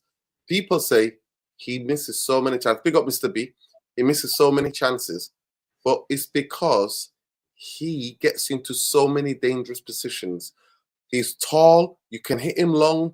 You can hit him to the sides. You can hit him behind. You can come short. He's got most of it. And I think the way that Liverpool do not use him, I find that really difficult. I actually think if Victor Gyökeres had Nunes kind of attributes, I would have snapped him up to like that. I would have been going crazy now and doing that. Unfortunately, he's not. And for me, I always preferred at United, and I can only talk about it because it's the club that I watched the most in the last 20, 30 years. I never liked us when we just had one buddy up front. I always preferred Cantona, Hughes. I always preferred Dwight York, Andy Cole, Cantona, Cole. You know what I mean? Rooney, Tevez. We're talking about Cole. He wasn't composed in front of goal. He blew a lot of chances. He was 1 in 7. Yeah, Andy Cole. Yeah, but then years later, Jarvis, he got colder. He started to score more, and he actually learned. And if you ask Andy Cole, I don't know, there's many interviews we've done with him. The striker that he was when he was at Newcastle, he was a tapping merchant at Newcastle. Right. And Newcastle, he stayed in the width of the box, and he didn't play back to goal. He didn't hold up the ball. He just they just bumped forward, and he just was in the box. He just had to stay alert. At United, he learned how to run the channels. He learned how to hold up the ball. Yeah. He learned how to come short and link the play and get people facing. He learned all of that. And then he was missing chances because of the 7 million pressure at the time. Remember? Yes. Yeah. That 7 million was a British transfer record. So at the end of the day, for me, I've just never. Everybody loves him, and obviously I loved him as well. But it was always that thing in the back of my mind. I just didn't enjoy the football when we all played to Ruud van Nistelrooy. When we all played to Ruud van Nistelrooy, Rooney came. Rooney came, and Ruud was like angry, saying, "Nah, these guys are taking. They're doing too many passing and all that. Get the ball out wide, get it crossing." I mean, he fell out with Ronaldo because Ronaldo was doing step overs, while Beckham was just getting the half a yard and putting it in his toes or in his head. So for me, I'm a believer that Manchester United could get the most prolific striker in world football. But if we don't have a team and a midfield and a defense that's going to hemp teams in and it's going to sustain the pressure like we used to, and are going to throw the kitchen, the baby, the bath, everything at it, right? At teams like we used to do, then what is the point? Like, to me, I really, really think that if you make the chances, other people will score. And I need a striker who can be a killer in front of goal, take the half chance, but also can tee up other people and can combine. Because I even believe that, especially in modern football, you can't do it all alone by yourself. You have to combine. And it's about the team. But I've said a lot. Well, I actually, when you were live last night, Jarvis, what did I say? I made that exact same point. You did? But I also used the goalkeeper as well. It's funny, isn't it, Nouradin? It's the striker and the goalkeeper that are protected and developed by the middle third. And that people forget. They completely forget about it. You've got to have a central spine to help communicate with the goalkeeper, and you've got to service correctly for a striker to be his very, very best. And that is it. So you're not actually saying anything controversial. You're talking facts, spitting facts. But I said something exactly the same last night when you were on, because we were talking about the striker option, and we've got to get this one right. And that's the key element to what we do now. We have to get the striker choice right. Got to get the goalkeeping choice right, but we must get the striker choice right. Mr. B agrees with you, Nouradin. You say it's right. Games are being won on the midfield. City got Rodri, Reinders, Cherky, Liverpool got Gravenberch, McAllister, and Wirtz. And we have Ugarte and Bruno, for fuck's sake. So, yeah, that's the reality we live in. But, when it comes to tactics, everything evolves. And times has changed since the 90s and 2000s when it comes to the 4-4-2. Yeah. And I think the biggest thing is people run more. They move more. And yet, Jarvis, sorry to cut in on you, but I think what you're saying is really massively important. And I apologise, but it's something I've been banging on about for absolutely ages, haven't I, Jarvis? You could go 3-5-2, 3-4-3, 4-2-2-2. Well, you can 4-4-4-2. You can do numbers. Many. Yeah. They're just numbers. They really are just numbers. And I was watching UT last night, and Jarvis is talking about 3 at the back, and Nouradin saying, "No, we play 5." Yeah, and Jarvis is going, "Yeah, I know," but Nouradin's going, "No, we play 5." But the point of all of that, what you're getting at is, it doesn't matter what you play. It just doesn't matter what you play. You migrate during a game into a different formation every second of every game. You are never in the correct formation unless you're defending. That's the only time you ever go into a formation. And what is the formation when you defend, gentlemen? 4-4-2. We all do. You've seen it. 4 across the back, 4 across the middle. Yeah, but we defend in a 5-4-1. Yeah, you guys were talking about it last night. You were talking about the intricacies of formations. Then it's just numbers. Because when that ball kicks off and you're in possession, how many times do you attack in a 3-4-3 formation? You don't. But you always defend in a 4-4-2 or a 5-4-1 or whatever. Dude, I totally agree in terms of football, but modern coaches have complicated football. Correct. Yeah. They've complicated football. So now we defend in a 5. We defend across with a 5. And that's why when you guys analyze the games and when I'm at the game, I see the wing backs are pushed back. And then it looks like we're constantly defending with 5 because we can't keep hold of the football. And yet we've gone for another coach that vacates the most important part of the football pitch. I'm going to ask you both a question. Do you think that in no other league, do you think the Premier League and since the British football, or specifically the Premier League, and even before that in what used to be the league championship, do you think midfield is more crucial? And I've never seen anybody who's vacated the midfield and has become successful. And how do we square the fact that we've had a coach, Ten Hag, who vacated? We had Ollie. So let me say that. So the last 3 full-time coaches at Manchester United, he used 2 guys, Fred and McTominay. McTominay, who was never a number 6, right? So let's get this. A guy who was never a number 6. Eric Ten Hag vacated and sometimes would just use 1. In his first season, to be fair, he kept everything tight. He had that trio of Casemiro, Martinez, and who's the other person? We had somebody else. I don't know who it was. It might have been Fred. Yeah, we had Fred, didn't he? It was Fred. Fred was the high pressing number 10. Bruno played more up the pitch, right? But he would vacate sometimes the midfield. Amorim then comes, and he's another guy who wants to use a centre half to drop in where to get out of the first of play, right? And I see it now, and honestly, the more I think about it, I'm like, can that work in the Premier League? Can you be successful in a team or in a league and really vacate the midfield? Can you be in the long term? You can win a cup, no problem. We won a cup, we've proven that. But can you, on all 38 games, genuinely have a midfield like that and think you can compete? You need to have a Rodri type player, because you need to run with a single 6 all the time. You don't need somebody else by the side of you. You can always run a single 6. You can play 3 at the back, run a single 6, and you can adapt to a 4 quite comfortably. Rodri does it all the time for City. And if you remember, when Rodri wasn't playing, they bring John Stones in to do that because he's a pretty good midfielder, but he would always drop it. So you can always do that. What you've got there is the creativity then with the 2-8s, whoever the 2-8s are. And this is where the problem we've got is they do vacate the middle and they don't get back quick enough. We haven't got that power, that running power. We don't have I'm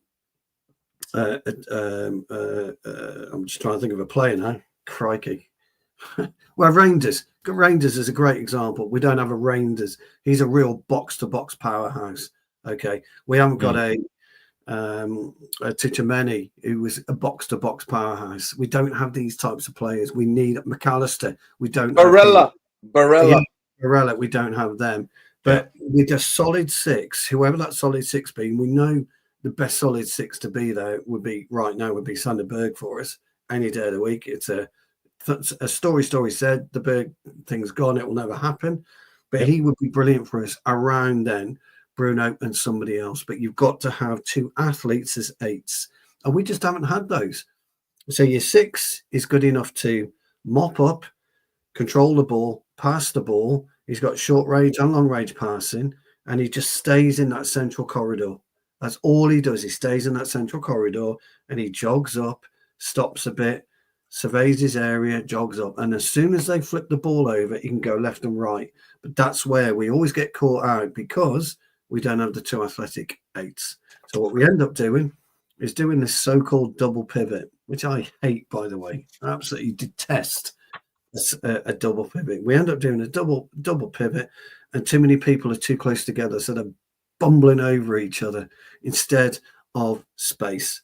So you need a short 10-yard space between your centre half, your 6 and your number 6, and you need a dome around your 6 allows, and the two 8s play just at the top of the dome, and that should allow them to be your box to box. And it also plays into what Jarvis. You do realize you are vulnerable in the half spaces because of this one. You'll always be vulnerable in that. You'll always be vulnerable in the half spaces. The best teams have half space players that always exploit that.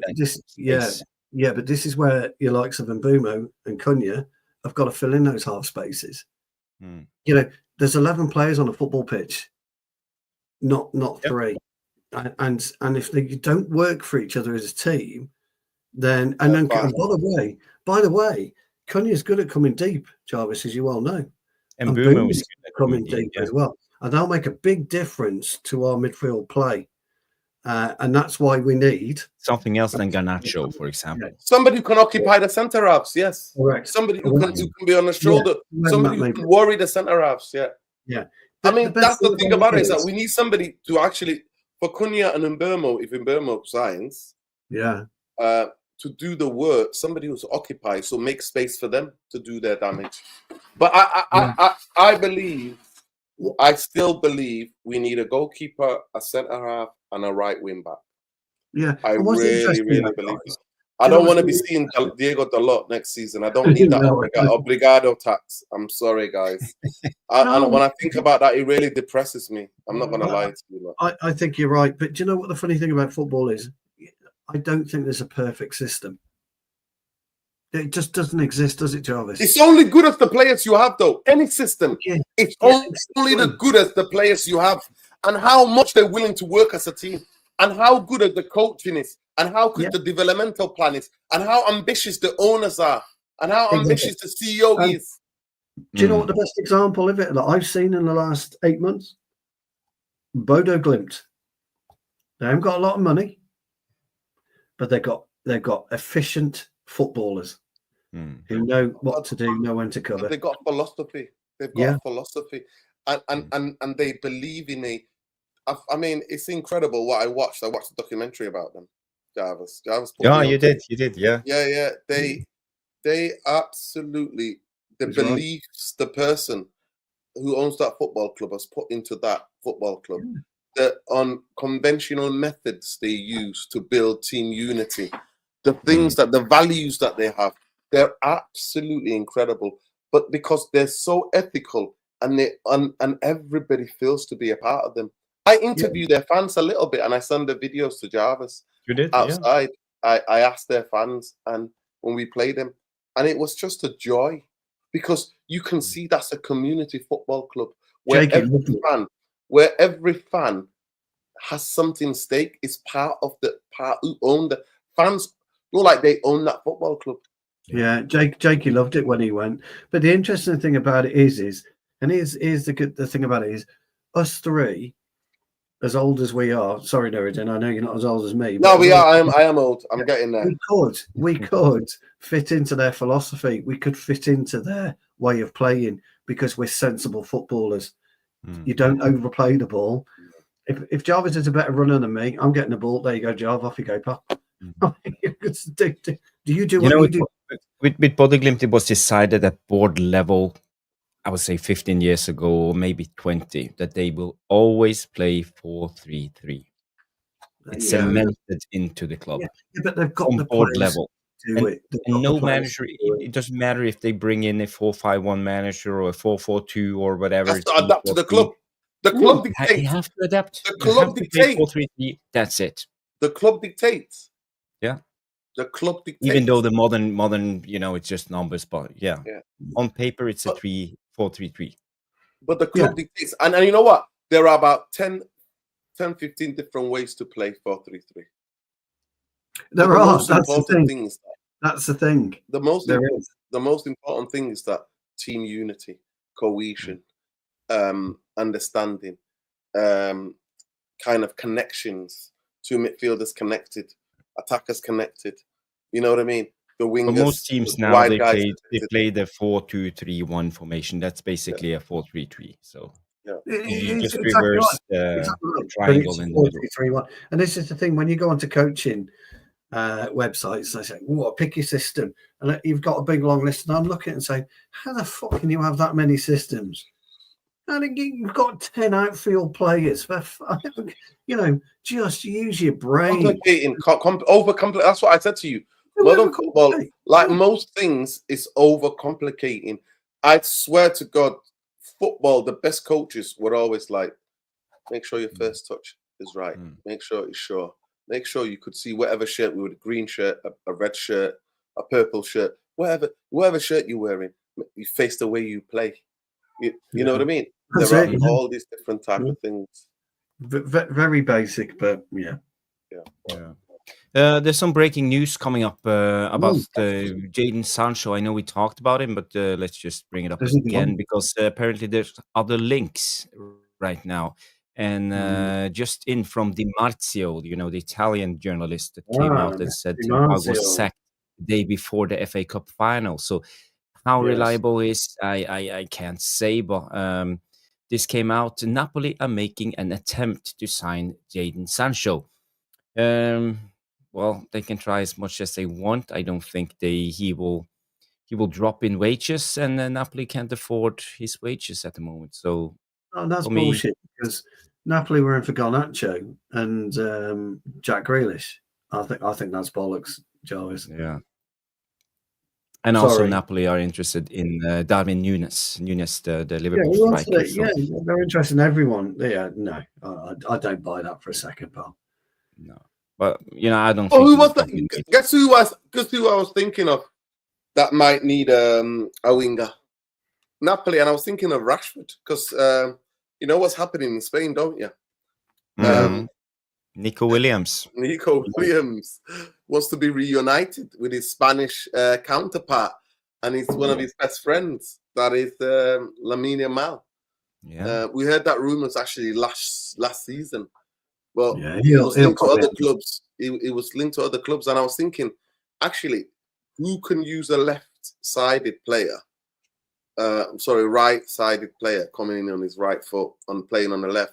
I was thinking Marcus Rashford because I was thinking they sometimes play counter-pressing. They play quickly counter-attacking sometimes in Italy, and Rashford's pace and power could be the guy for them because I can't see him staying at Manchester United. No, I think he's gone. I think Sancho's gone. I agree. Look, the reason Williams didn't go to Barcelona last year was they couldn't register him. They couldn't financially register him. They were struggling to register Dani Olmo, weren't they? They've managed to register Olmo. It'll be Nico Williams this year. Plus, they've got a couple of more levers yet. They've not run out of levers. Yeah. They might have borrowed some more levers. Yeah. He's come out and said, though, hasn't he, Williams? I'll take a pay cut to go to Barcelona. So, I've never known anything in the football talk, honestly. It's a whole language. It's amazing. Lever. Yes. Lever. Pulling another lever. They've got levers galore, I promise you. I think this is a good comment on Sancho. Sancho and Conte. Can't see that happening.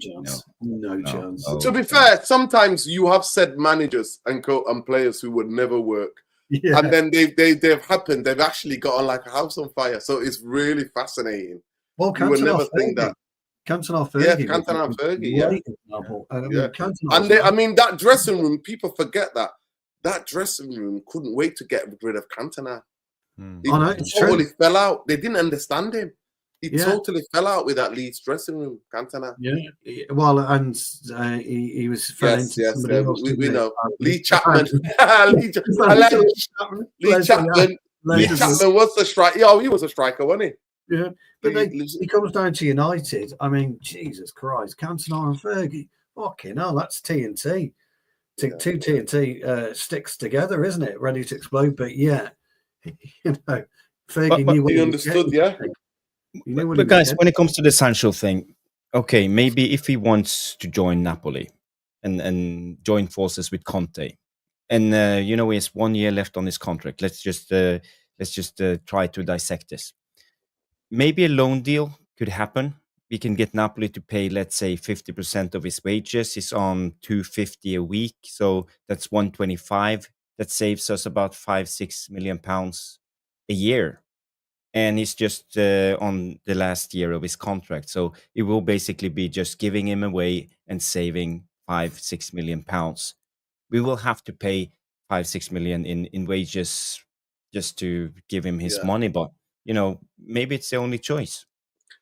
I genuinely do think, Jarvis, that he might want to go loan so that he can join somebody on free next season. But Napoli won't pay 250 a week for him. No way. No. They can't. And that's what I think. That's why I think. Yeah. I mean, it's really fascinating, isn't it? Chelsea made a hoo-ha all about him and then get him and then do it. I just genuinely do think Sancho is suited to the transitional league that is German. I really think that. Yeah, he's better suited out there. I think he's better suited out there because the way the fullback doubles up almost because they do all this, they leave gaps and spaces and they transition on each other, don't they? That's the most transitional game because the fullbacks follow. The fullbacks are not there with the centre halves. No. Usually have one midfielder and the two centre halves and the whole 6 players breaking on them. That's what the German league is. Yeah. You got so many players breaking constantly. And I think he needs a club that's got the fullbacks that can take players away from him for him to operate.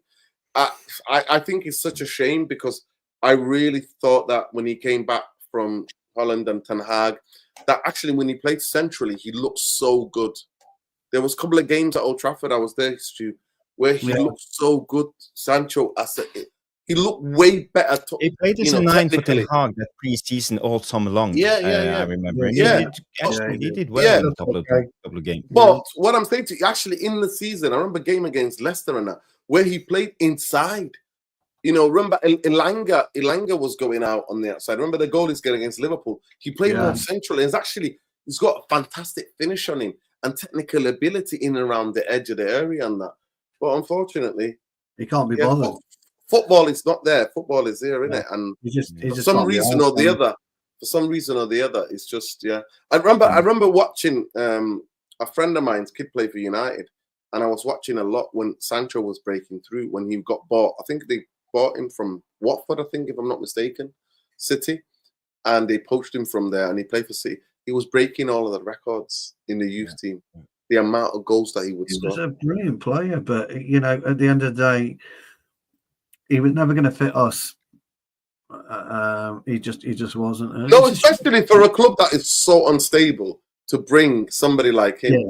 That was a big mistake. Big mistake. Massive, and we're still paying for it. Yeah, it's a ridiculous mistake. Well, a loan deal might be It's the only option. doable. It's the only Yeah, option, I think. could be an option. I think I think we should take it. In my opinion, I If would we can get rather just one. pay the 5-6 million and get rid, be done with it, because we can't be doing this dance every season. With Sancho. Some great news for you, Nouradin. One of your favorite players. I'm talking about Onana. He came out tonight. Andre Onana is expecting to stay at Man United. Ruben Amorim enjoys a warm working relationship with him. It's from Sam Luckhurst. Oh, okay. Oh, dear. Not your most reliable guy, but, he's reporting this. I don't know. What's your take? Is it... I get to the heart that, for me, I don't think Manchester... I mean, it's... Listen, I'll say to you, lads, and to everybody in the chat, if Onana stays this season, for another season, then I promise you guys, then we're in more trouble than we think. Yeah, look, I'd have him gone. I'd have Martinez in all day long. I repeat that again for the people at the back. If Andre Onana stays at this football club, I'm not asking for me to get me a goalkeeper that is flashy, goalkeeper that's this and that. I actually think Martinez, since the World Cup, has dropped levels. He has. Started to become more arrogant and started getting away from doing the basics. So I wouldn't want that. But all I'm asking for is a goalkeeper that I don't have to ever worry about, that does the basics. So when somebody takes a shot at them, they palm it out. The corners. They palm it for a goal kick.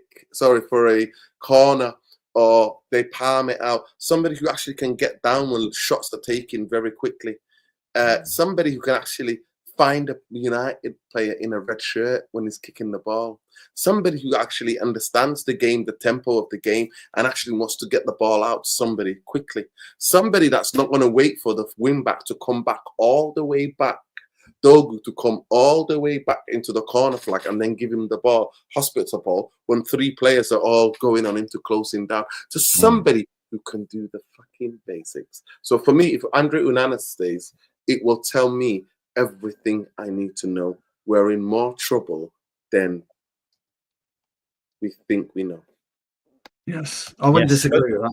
I wouldn't disagree with that. But the thing is, let's break it down, because when it comes to this, we got to be reasonable. Problem one, we can't sell Onana for less than about £40 million, because then we will take a loss on FFP, and that will stop us from signing players. So we can't take a loss, and no one is willing to pay 40 million for Onana, or is it 38? I haven't done the math. I don't have the numbers specifically. So that's one of the biggest problems. Second of all is we know we have been linked to a lot of goalkeepers. I think this Emi Martinez thing is Aston Villa pushing it, because they need to sell players, especially old players with no resale value and who are on high wages. So Emi Martinez is a perfect choice for them to get rid. So I think they are trying to push whatever they can to get rid of Emi Martinez. And third of all, now we see this coming out. Is also this piece on Onana. Onana played a role in convincing Brian Mbeumo to choose Man United. It's from Sam Luckhurst. I think maybe this is a piece from Man United. They are feeding Luckhurst to change the narrative that Onana is the good guy. He's helping out. Amorim wants him because we are forced. We have no choice. We have to keep him because we can't take a loss. So for me, I think this is media spin, and this is Man United PR all over again. That's just my 2 cents. I have no evidence Jarvis. of it. Okay, Jarvis. I think your analysis is very logical. It's very spot on, because you're reading between the lines, right?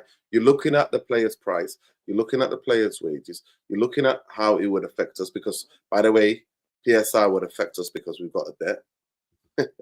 And if the debt was clear, we wouldn't have to talk about any, because Manchester United make enough money this season, even though we're crap. Just put it out there for the fans that some of them I don't know. So why don't you? Okay, Jarvis, I agree.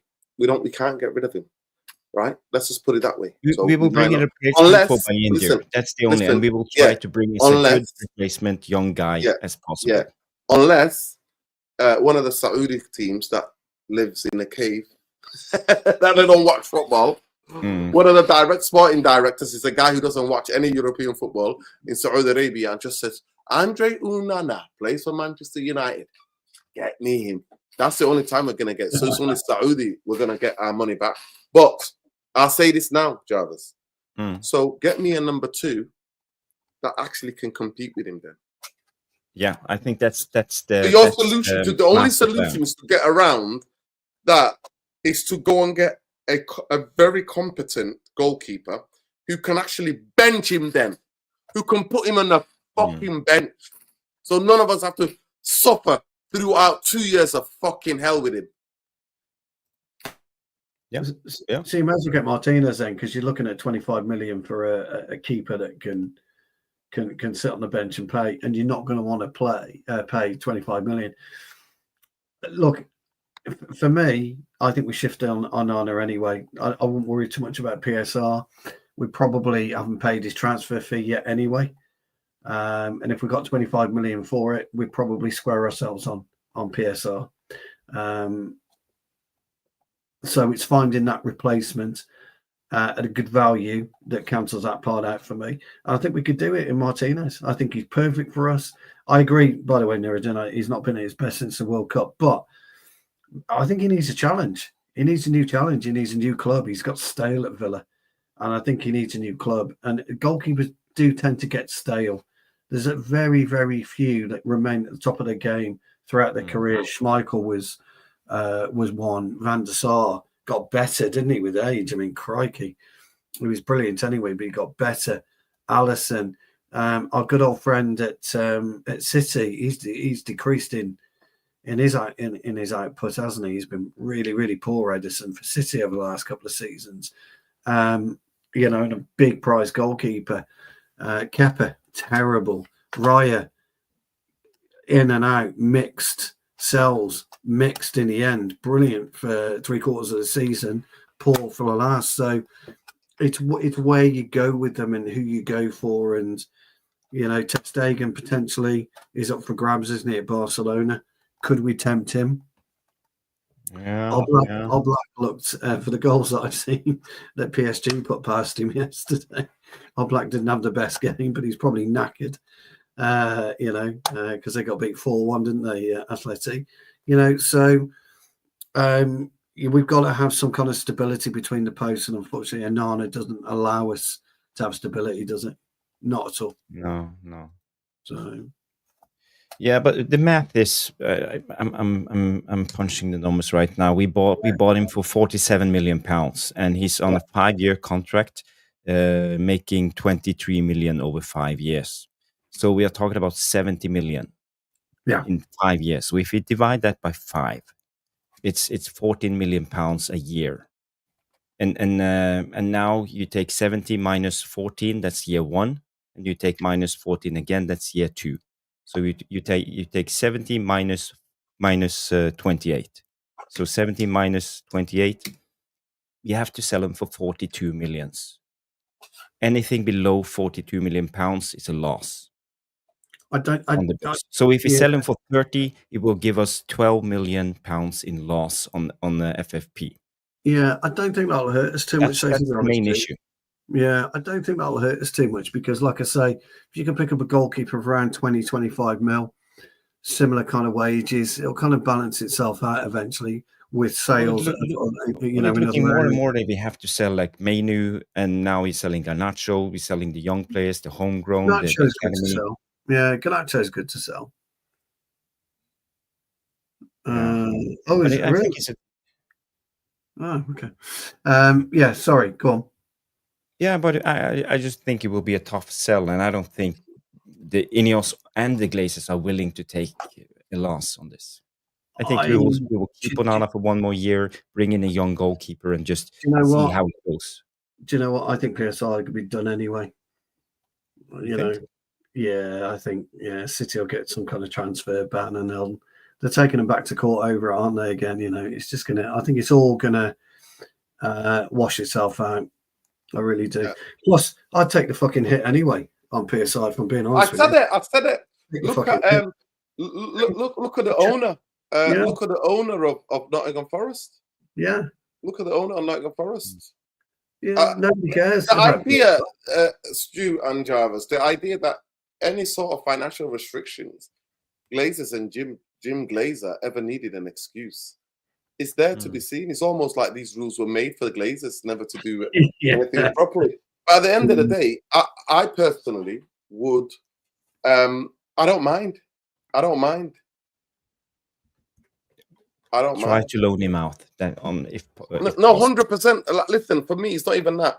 Just bring me Sané Lemons and give him a couple of games, and he'll prove he's better than him. He's more calmer than him. You've got to do something goalkeeper wise.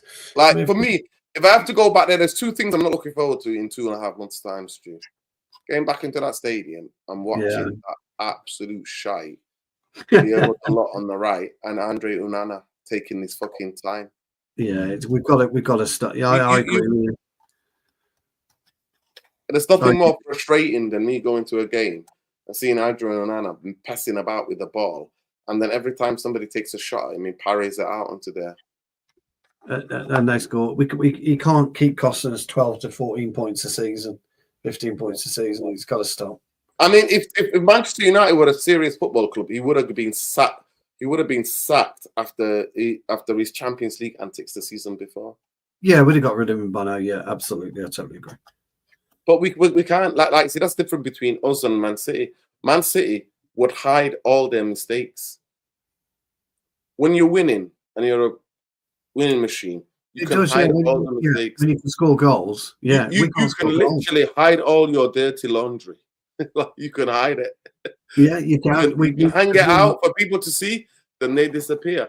The fact that they can spend 100 million on Grealish, and then he's not even going to the Club World Cup with him, and we didn't even see him.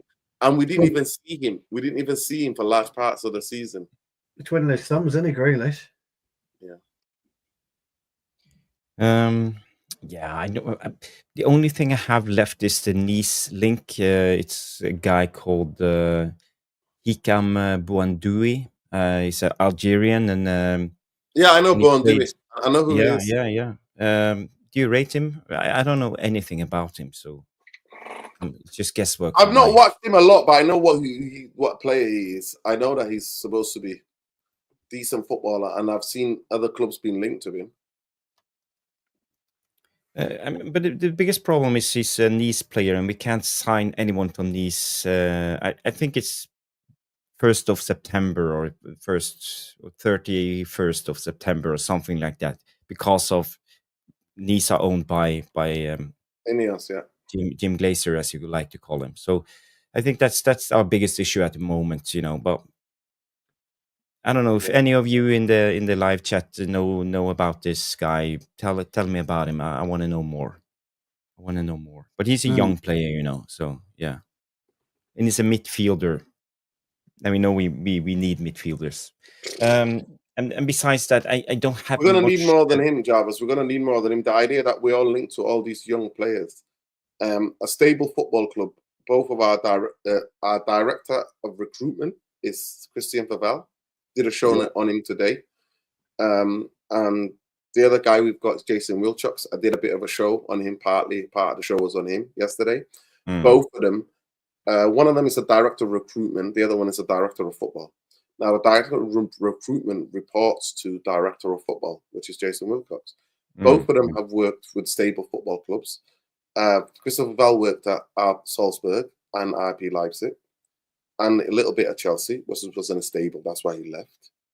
And Wilczocks has worked at Man City and then became a director of football at Southampton, who do give young players a chance. They bed the young players in.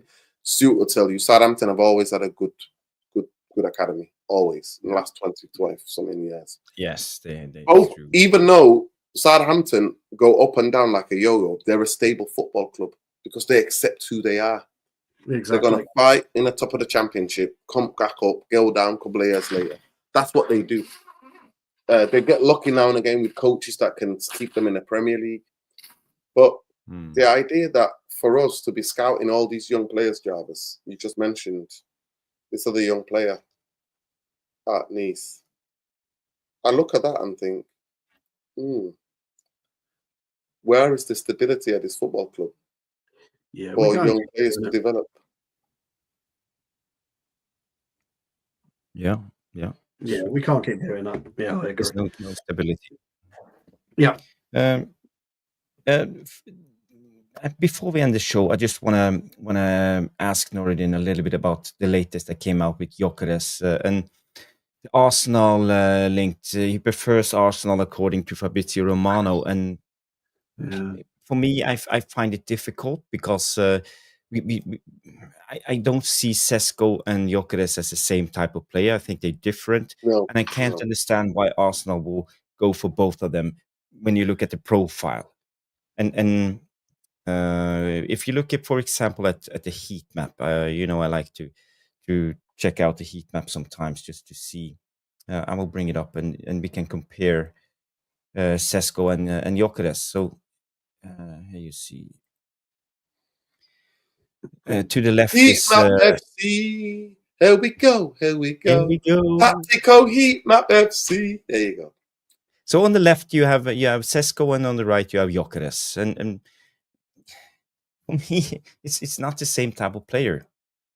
No, it's not. No, it's not. By far not. Sesko's more of a footballer. Say again? Sesko's more of a footballer, more of a technically silky kind of a footballer, while Gyökeres is more power, pace, running down the channel, having to have space to run into. He's that type of player who drops in and then spins up into the areas. I don't know what they're playing at Arsenal. Genuinely don't. I find their club very peculiar.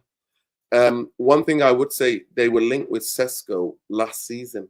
Even in January, if you remember in January, Jarvis, Mateta came out and said something about not being backed.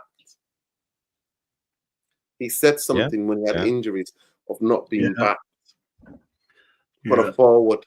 They kept asking him, and he was like, well, ask the club. It's not up to me, kind of. He suggested that type of thing. So for me, I think it's a tactic thing that's being used. I think a lot of games are being played. But for me, I wouldn't even go anywhere near Gyökeres because actually the amount of money he's going to cost, and that he's actually fighting against the CEO of the football club right now. They're both calling each other liars. And the only remember the last player that we were linked with, where him and the football club were warring. That was Barcelona. That was the name player was called Frankie de Jong. And what happened with that? What happened with that? The interesting thing for me about that is they're buying Sesko to clearly play behind Havertz. They're going to run Havertz as your number 9. They're going to play Sesko off him because he is not a striker. Sesko, clearly, I mean, he just isn't. Look at this heat map. It's not a striker's heat map. No, that is a 10s kind of heat map for sure, and that's where to be fair, wants to play. It's the way they play in Germany as well, isn't it? Because they drop in and then the wingers go beyond him. You know, he links the play. He's more silky kind of a player. He's more of that. He's not your I liked him. Remember a couple of years ago, Jarvis, I was banging on about him. It'd be no good for us. Yeah, I was banging on about him, but in that team, I was saying bring him in that team, not in this team now. No chance. Be no good for us in this team. By the way, I just want to clarify the one on the left is Sesko, and the one on the right with a lot of red inside the box is Gyökeres. Yeah, he's. I mean, that's really surprised me actually, because people have been banging on about Sesko being. And this is why I think the stories that came out, it has to be bullshit because it doesn't make sense. No, they're two different types of players. This is Sesko. This is Sesko, and this is Gyökeres. He's much more in the box. So there's a big difference between the guys. Yeah, no, I totally agree. Yeah, no, I don't. So why would Arteta, play with his future and he's the pressure is on. He needs to start winning things. And you clearly have no plan for your club if you are willing to sign both Gyökeres or Sesko, and it doesn't matter. It's like They can't afford both, can they? Surely. No. But remember a couple of years ago when we were linked to Lukaku, we were also linked to Morata at the same time. Morata actually, Jarvis, can I say something? Two different type of players. Yeah. Morata was actually coming, Jarvis. Morata was this close to coming to Manchester United. This close to coming to Manchester United. Lucky us. But the interesting thing for me, I actually would have. I'm not going to lie to you. I actually would have played. I actually would have preferred Morata because he could hold up the ball. Well, he was good at that. He didn't know where the net was, but he was certainly good at. He still doesn't know where the net is. I think he developed later on, but I just could never. I could never imagine the amount of money we paid for Lukaku, and he couldn't even fucking have a first touch. Okay. I just. Let me tell you though, the Sesko signing for Arsenal. I've still got PTSD, Jarvis. Can you see that? Yeah. We all do. Still traumatized. Can't shake it. Can't shake it. I remember actually 1 minute, Stu. I remember one time the ball got played into him. His first touch was that bad. I swear to God, because we all pushed up. His first touch was that bad. It actually sent their striker on one-on-one through. I'm just trying to think which one that is. It can't be true.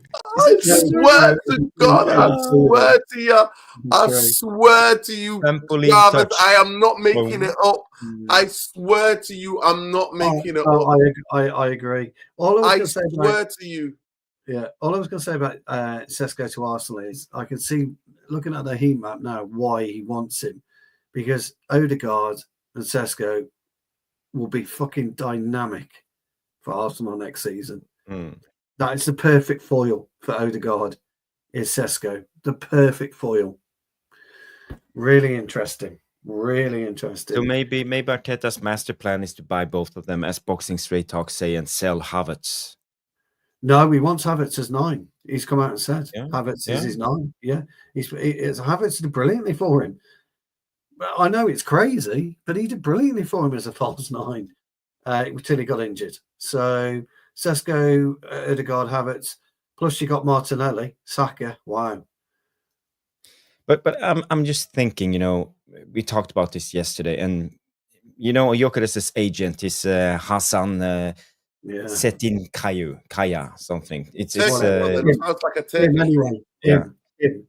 And you have 2 clubs willing to buy for your players, and you want as much money as possible. That's your main objective. It's old school tactics. The Man United comes in and say, okay, what do you want for him? We will give you 59 because we know we have a 60 million release clause, or unless Sporting will get the fine. So we will pay you 59, and we can give him a little bit extra of wages. Let's say 200. How does that sound? Listen. He likes Arsenal, so maybe maybe have to raise it a little bit. I think this is what's going on. I think it's the agent playing us, and Andrea Berta is playing his game, because Andreas Berta is nothing to lose. If Gyökeres is suddenly linked to Arsenal, they are getting worried of Sesko, that maybe they will lower the price, so everything aligns. I think this is a game. You're right, because you know as well as I do, chaps, and we all know this, because football isn't that difficult. If Arsenal wanted Gyökeres and Gyökeres wants Arsenal, the deal gets done. The end. Period. Forget Sesko. Forget anyone else. It gets done. Gyökeres is on holiday now, not speaking to the press. He's speaking to the fucking press, for Christ's sake, as Nouradin said. So he's not talking to the press. He's on the beach. Getting, his missus to rub suntan lotion all over him, and he's relaxing. And he's going to home, back to Portugal, and packing his bags to go to London. It's an easy deal to do, isn't it? For us, as you quite rightly say, Jarvis, I don't think Arsenal want Gyökeres. You're not going to be in for both players. It just aren't going to be in for both of them. Yeah, they're both. Doesn't make sense. It doesn't make sense. Financially, it won't work for Arsenal at all. The player profile doesn't fit. Player profile doesn't work. What are you going to do with Martinelli? Are you going to kick Martinelli out for Gyökeres? No. Of course you're not. Are you going to kick Saka out for Martinelli for Gyökeres? No. Are you going to kick him out for Sesko? No. You're just not going to do it. So, and you're not moving Odegaard out. So where's your fucking playing?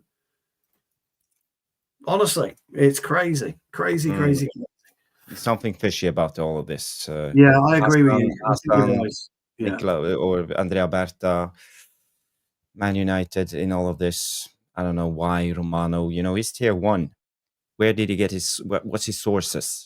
He's not. He's not playing to tier 1. He's got a YouTube channel, Jarvis, and he's doing he's the playing story 4 or 5. He's getting clicks for everything. He's doing clickbait in every minute, saying the same thing every second. It's all the time. Yeah, I agree, Jarvis. I think you've nailed that on the head, mate. I totally, really agree with you on that one. You're right, mate. But the biggest thing for me is then what we would need a player that goes on tour with a club, reports for pre-season. We don't need a club because I don't think Gyökeres is worth 60 million at all. He's worth 50 million, me personally. Right? I think, I'd agree with that. Yeah. And then he's fighting with his own CEO, and they're saying gentlemen's all this gentleman agreement, blah blah blah. He's saying he's got evidence, this and that. Wait and see. He's putting out Instagram, like Stu said. He put an Instagram post out saying, a lot of lies being told. We'll see. Truth will come out, blah, blah, blah. And I'm just like, give it a fucking rest. But why would we want to get involved in that? We've been burnt before. We all saw Mbermo, didn't we? If you watch your F1, it's been widely reported. Did you see Mbermo's cool, calm, collected? He ain't got a care in the world, that player. Not one care. Not one care in the world. He knows what he's doing. He knows where he's going, and he's happy.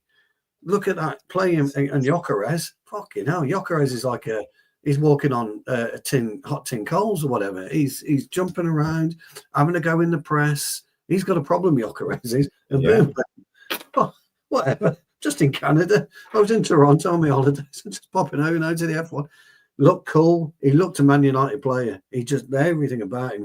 He oozed quality. He was cool, calm. But the best thing I liked about him, the one thing he said, transfer speculation comes in football. Funny for me because I've never been involved in transfer speculation ever in my life, and yet he's calm. So he knows where he's going. That kid. Yeah. Whether it's Tottenham or Manchester United, he knows where he's going. Yeah, he knows where he's going. Definitely. He was absolutely brilliant. Yeah, he stayed calm. He looks like that type of character, innit? He's got the temperament of a kind of a Manchester United player, hasn't he? Perfect. And I liked his little things. I wish Thomas, I wish him well in his new career. I like stuff like that. He's not saying anything. No. Very cool, very calm. Just staying respectful. Yeah, nicely done, in my opinion. Whereas Gyökeres, wow. Yeah. Nouradin, you had something you want to bring up, the last topic of the evening now. We've been going on for 2 hours and 22 minutes. So we will try to keep it brief, maybe another 6, 7, 8, 9 minutes. Let's see how long it's just takes. This is what somebody sent this to me on Twitter, and I've just looked at it, and it's apparently the alleged leaked Premier League fixture list. Right. Is it possible to enhance it a little bit? Because 1 second. It's hard to read. Yeah. I don't even have my reading glasses. Well, you've got to get those on, Jarvis. I need mine. Can you see that, Jarvis? I think you have to read it out. But when I can just basically it just says it basically says week 1 Friday 15th, Monday the 18th of August, saying Leeds United will play Arsenal, Wolverhampton, Chelsea, Everton, Crystal Palace, Fulham, Burnley, Brentford, Bournemouth, Brighton, Liverpool, Sunderland, West Ham, Nottingham Forest, Aston Villa, Tottenham versus Manchester United. So it's saying that our first game is away and it's at 4:30 Super Sunday. Brilliant. Come on. That's what it's saying. And then the week 2, we're playing Leeds at home at Old Trafford. Oh yes. And then he's saying at week 3 we're playing Nottingham Forest away. Ooh. And then week 4 it's saying we are playing Everton away. And stadium, lovely. The 20th of September we're playing Nottingham Forest at home. Well, I tell you what, gents. It's easy 12 points. And then our game against Liverpool, our first game against Liverpool is on the 27th of September. and it's Liverpool away. No, actually, no, it's not. It's not. We're playing West Ham. City are playing Liverpool. West Ham. We're playing West Ham at home, and then we're playing Burnley in October, and then October we're playing Chelsea at home, and then in October still United play Leeds United away. Well, I'm looking. How many points do you think? I think we win all those games. And then we've got Crystal Palace in November the 1st. We've got Crystal Palace away, it's at home, they're saying. And then we're playing Bournemouth on November the 8th. And then November the 22nd, we're playing Sunderland at home. And then it's the Manchester Derby on the 29th of November. The Manchester Derby at Old Trafford. Nice. And then the 2nd of December, we are playing... Where are we? We're playing Arsenal away. That's what he's saying. Mm-hmm. And then the 6th of December, we're playing Brighton away. And then Saturday... Saturday the 13th of December. September, Arsenal City. That's probably the main. Yeah, so we're playing. So we're not playing Liverpool till I actually can't see us. Oh, Liverpool, yeah, we're playing on the 20th of December. Liverpool away for Christmas. Liverpool away. Yeah. So that's the game when Amorim is getting sacked. Yeah. No, we won't be getting sacked. We're going to win all those games.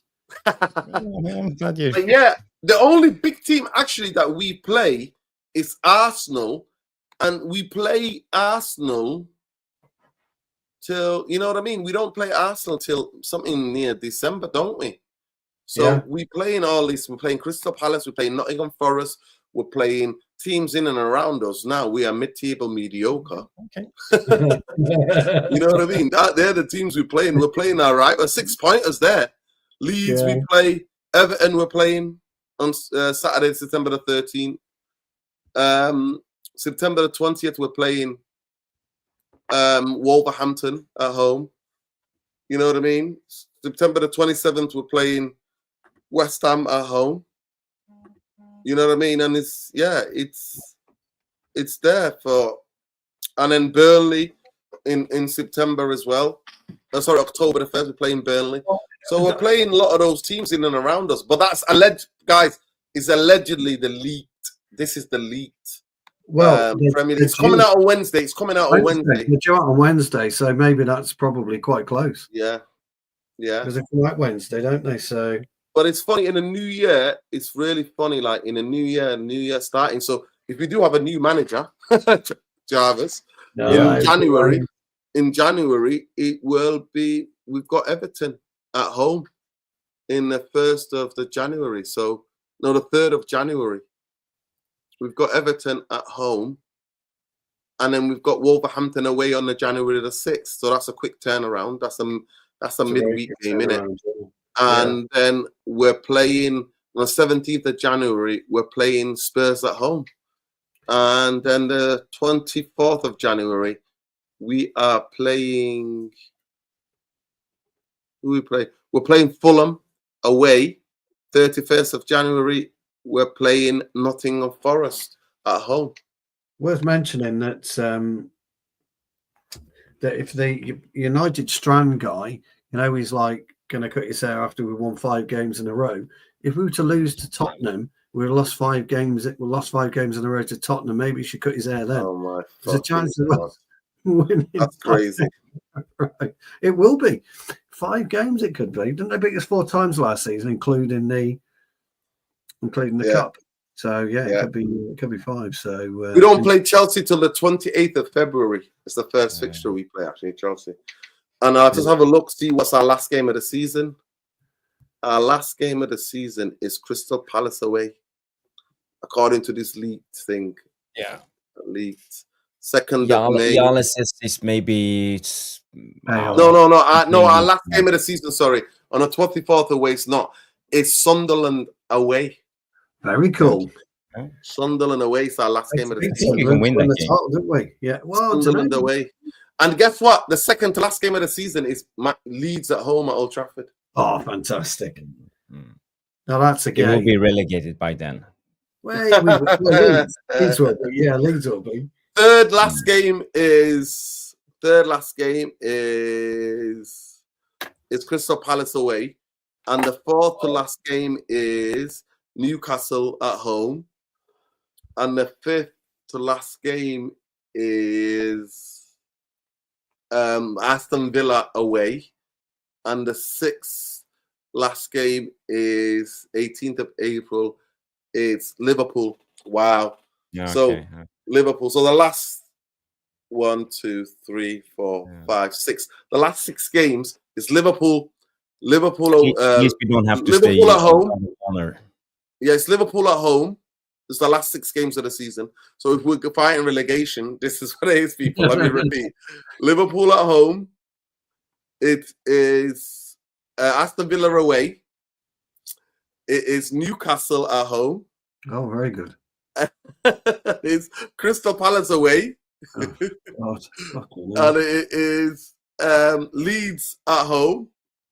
And Sunderland away. And Sunderland, Our last yeah. fixtures. Yeah.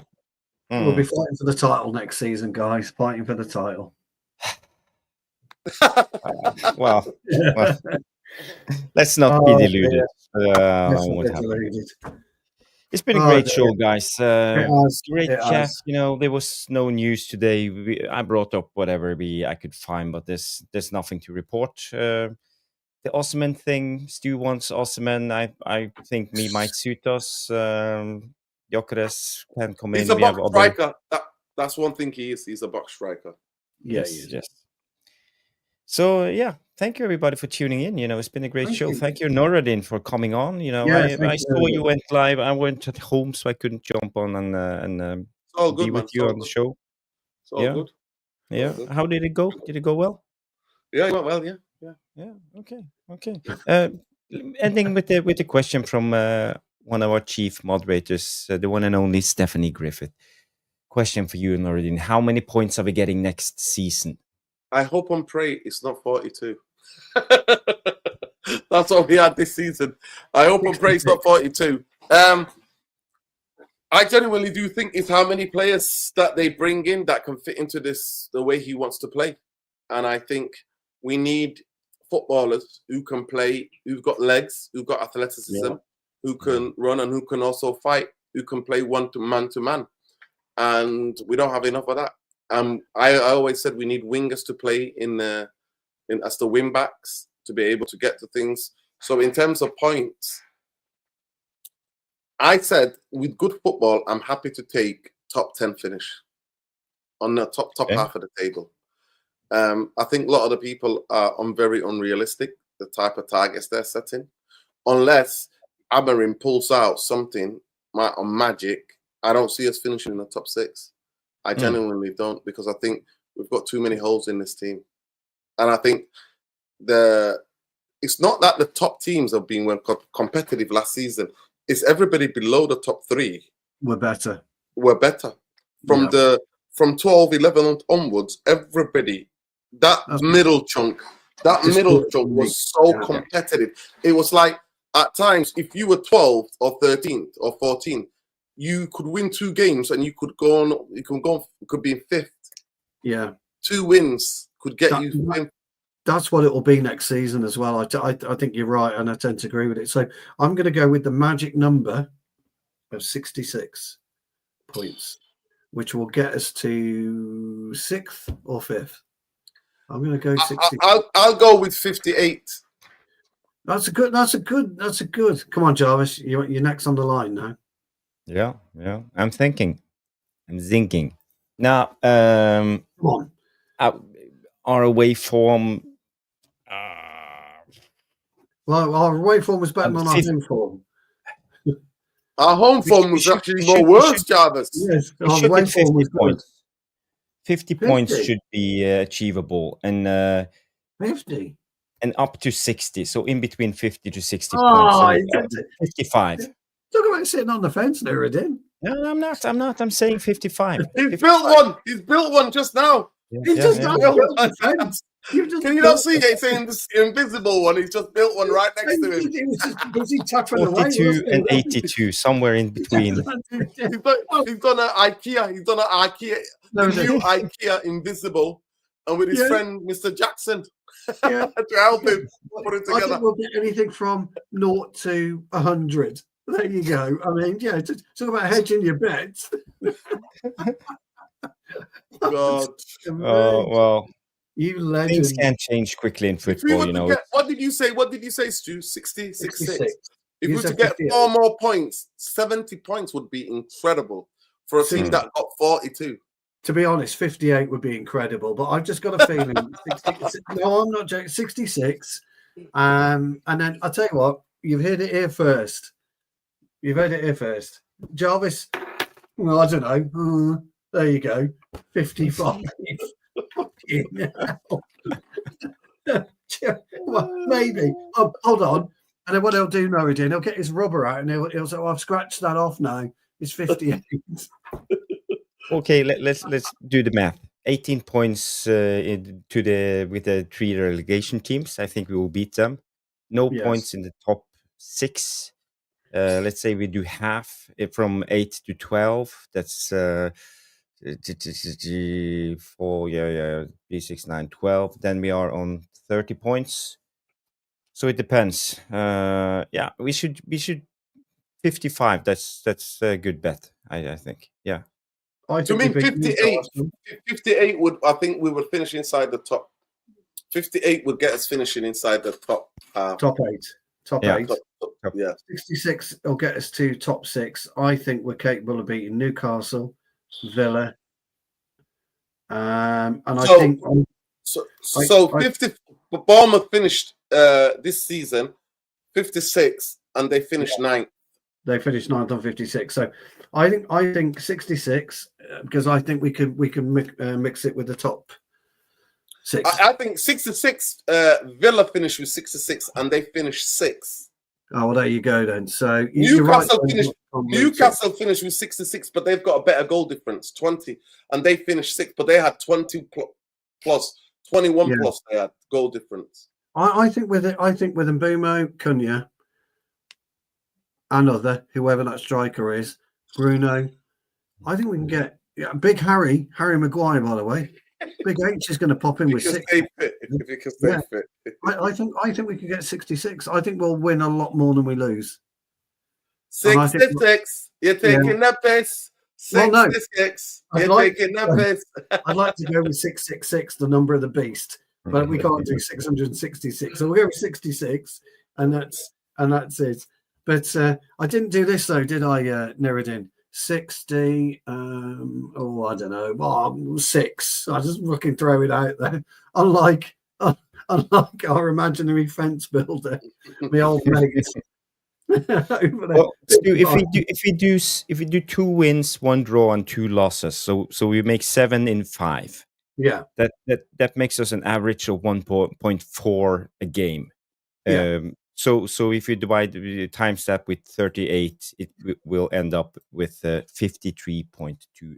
Yeah. So 55. I think we'll average better. I think we'll actually this season. I think we'll average better. I do. I mean, we've lost. I'll just tell you guys, we've lost. How many games did we lose at Old Trafford? 17, didn't we?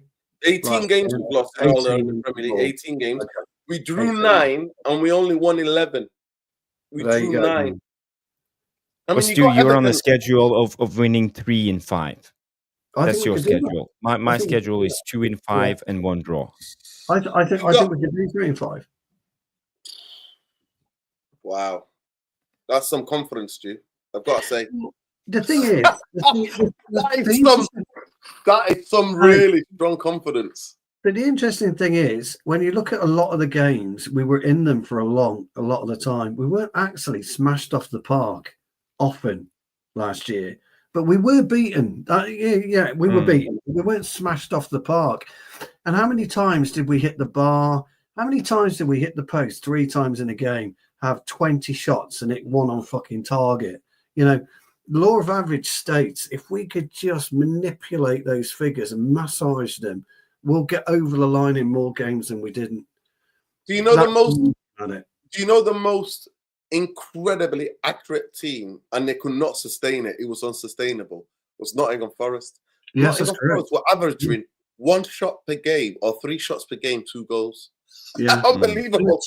But they unbelievable. Yeah, and we knew Forest would. But look at, you know, when Forest beat us 1-0 or whatever it was at the City Ground, 2-0, we were battered them for 80 minutes. But that's football. You don't score goals; it's an irrelevance, you know. So I think with our additions, we didn't lose miserably to City, did we? We were in with City. No, we did. Yeah, that's true. But Liverpool, it was a bit of a different kettle of fish. I get that. Newcastle, we were never going to be in. The first game better. The second game, we were just all over the place. So we could actually get our. Oh, he's accepted Gala. Okay, Harvey, thanks for that, pal. That's interesting. Yeah, from tier 1 at least. So we'll see about that. What's that? Harry says Oshimen's accepted Galatasaray. Wow. But that's where my thinking takes me. If we can eradicate the draws and beat the all right, we got well beaten, but didn't we, Jarvis, at Bournemouth at home? You were there, Nouradin. So was I. We were well beaten by Bournemouth at home. But I don't think that'll be the case next season. I think we'll pick up the points against the midfield teams. I took us so many beatings, Stu. I know. I remember cycling back from Old Trafford, and I kept every time because why am I doing this to myself? Oh, no, it's terrible. But they were you know, the cycle at home, it's the loneliest cycle ever sometimes in life. They were outstanding, weren't they, Bournemouth that day? Outstanding. They were brilliant. I was like, what did I just watch? Yeah. What did I watch? I think the game that I thought we was super unlucky was the Wolves game. Very unlucky against Wolves, yeah. I think that was the last, that game there was the game that I thought, ooh, we played well here. Any other game, I don't remember us playing well consistently. Exactly, but we missed a shitload of chances. So I just think, I think we can, I think we could probably get to around 66. Anyway, you've got to hang your hat on something. Yes. Hat hung. 100%. I think that's a brilliant question by Steph, by the way. Oh, yeah, I like that one. It's pushed the debate that we weren't planning. Last update for the night. This came out right now. It's Rasmus Højlund wants to return to Italy. Really likes the Inter option. However, Inter needs to reach an agreement with Manchester United, and it's from Alfredo Padula. And I think it's quite. I think he's okay. He was really good last season, wasn't he? Last season, transfer, he was really good. Last year. He was spot on with Onana and Højlund, and there was one more. Three Italian, but and Zerski, was it Zerski? Zerksi. So, yeah. And he's all right. I don't think that's a bad move. If Inter could get him, I think it'll be a loan deal though, Jarvis. I don't think it'll be a cash deal. It'll be a loan deal. Yeah. Let's hope we can get to sell him, because I think we need others than him up top. It won't be 66 points with Højlund up top. Exactly, I agree. Yeah. That I agree. But I think Mbumo and Cunha will give us, conservatively, lads, I'm going 18 goals between the two of them, conservatively. Yeah. Last year, what did Cunha get? He got 11 or 12, didn't he? And Mbumo got 20 in the Premier League, or something along those lines. So that's what I think. I think that still makes such a difference. But with Højlund up front and Onana in goal, I could be looking like a chump. Yep. But I'm willing to have that around my neck. I'm willing to do that. Yes. I will make notes, and people clip this. Stu saying 66 points. We will see. Nouradin 58, Jarvis 55. Yes. Thank you, everybody, for tuning in. It's been a great show. 2 hours, 43 minutes. We went a little bit longer than expected, but Nouradin came in and we had a good chat. So thank you, everybody. Dave 147, Genghis Khan, Rinaldi, Wizard G, Stephanie Griffith, all of you legends, Harvey22, Whistler, yeah, Ben you the know White who are Cliffs, boxing Ben straight the White talk. Cliffs of Dover. He's been in, hasn't he? Yes, Stephanie, Mr. Ben. absolute Mr. brilliant Ben. question. That you guys in the post chat put your scores in for points wise for next season. It'll be interesting to see if anyone agrees with me or you're more in line with Jarvis and Nouradin. Yep. We are ending on 72 likes. If you're watching this in a rerun, smash the like, help us out. Yes, and if please. you haven't smashed the like, now is the time. And subscribe to the channel if this is your first time on Tactical Devils. It's been a great show, everybody. Do as Stu told you, leave a comment with your average points next season. Final points. 55, Final points. 57. Final points. 55. Points. Yes. No, we said we got that in first. 55. The top it will man. be 55. We all know. I'm right. Okay, let me just put this to you quickly. What if we sign Nicholas Jackson? Yeah, then we will be on 75 straight away. It's open, Jarvis. We don't sign Nicholas Jackson.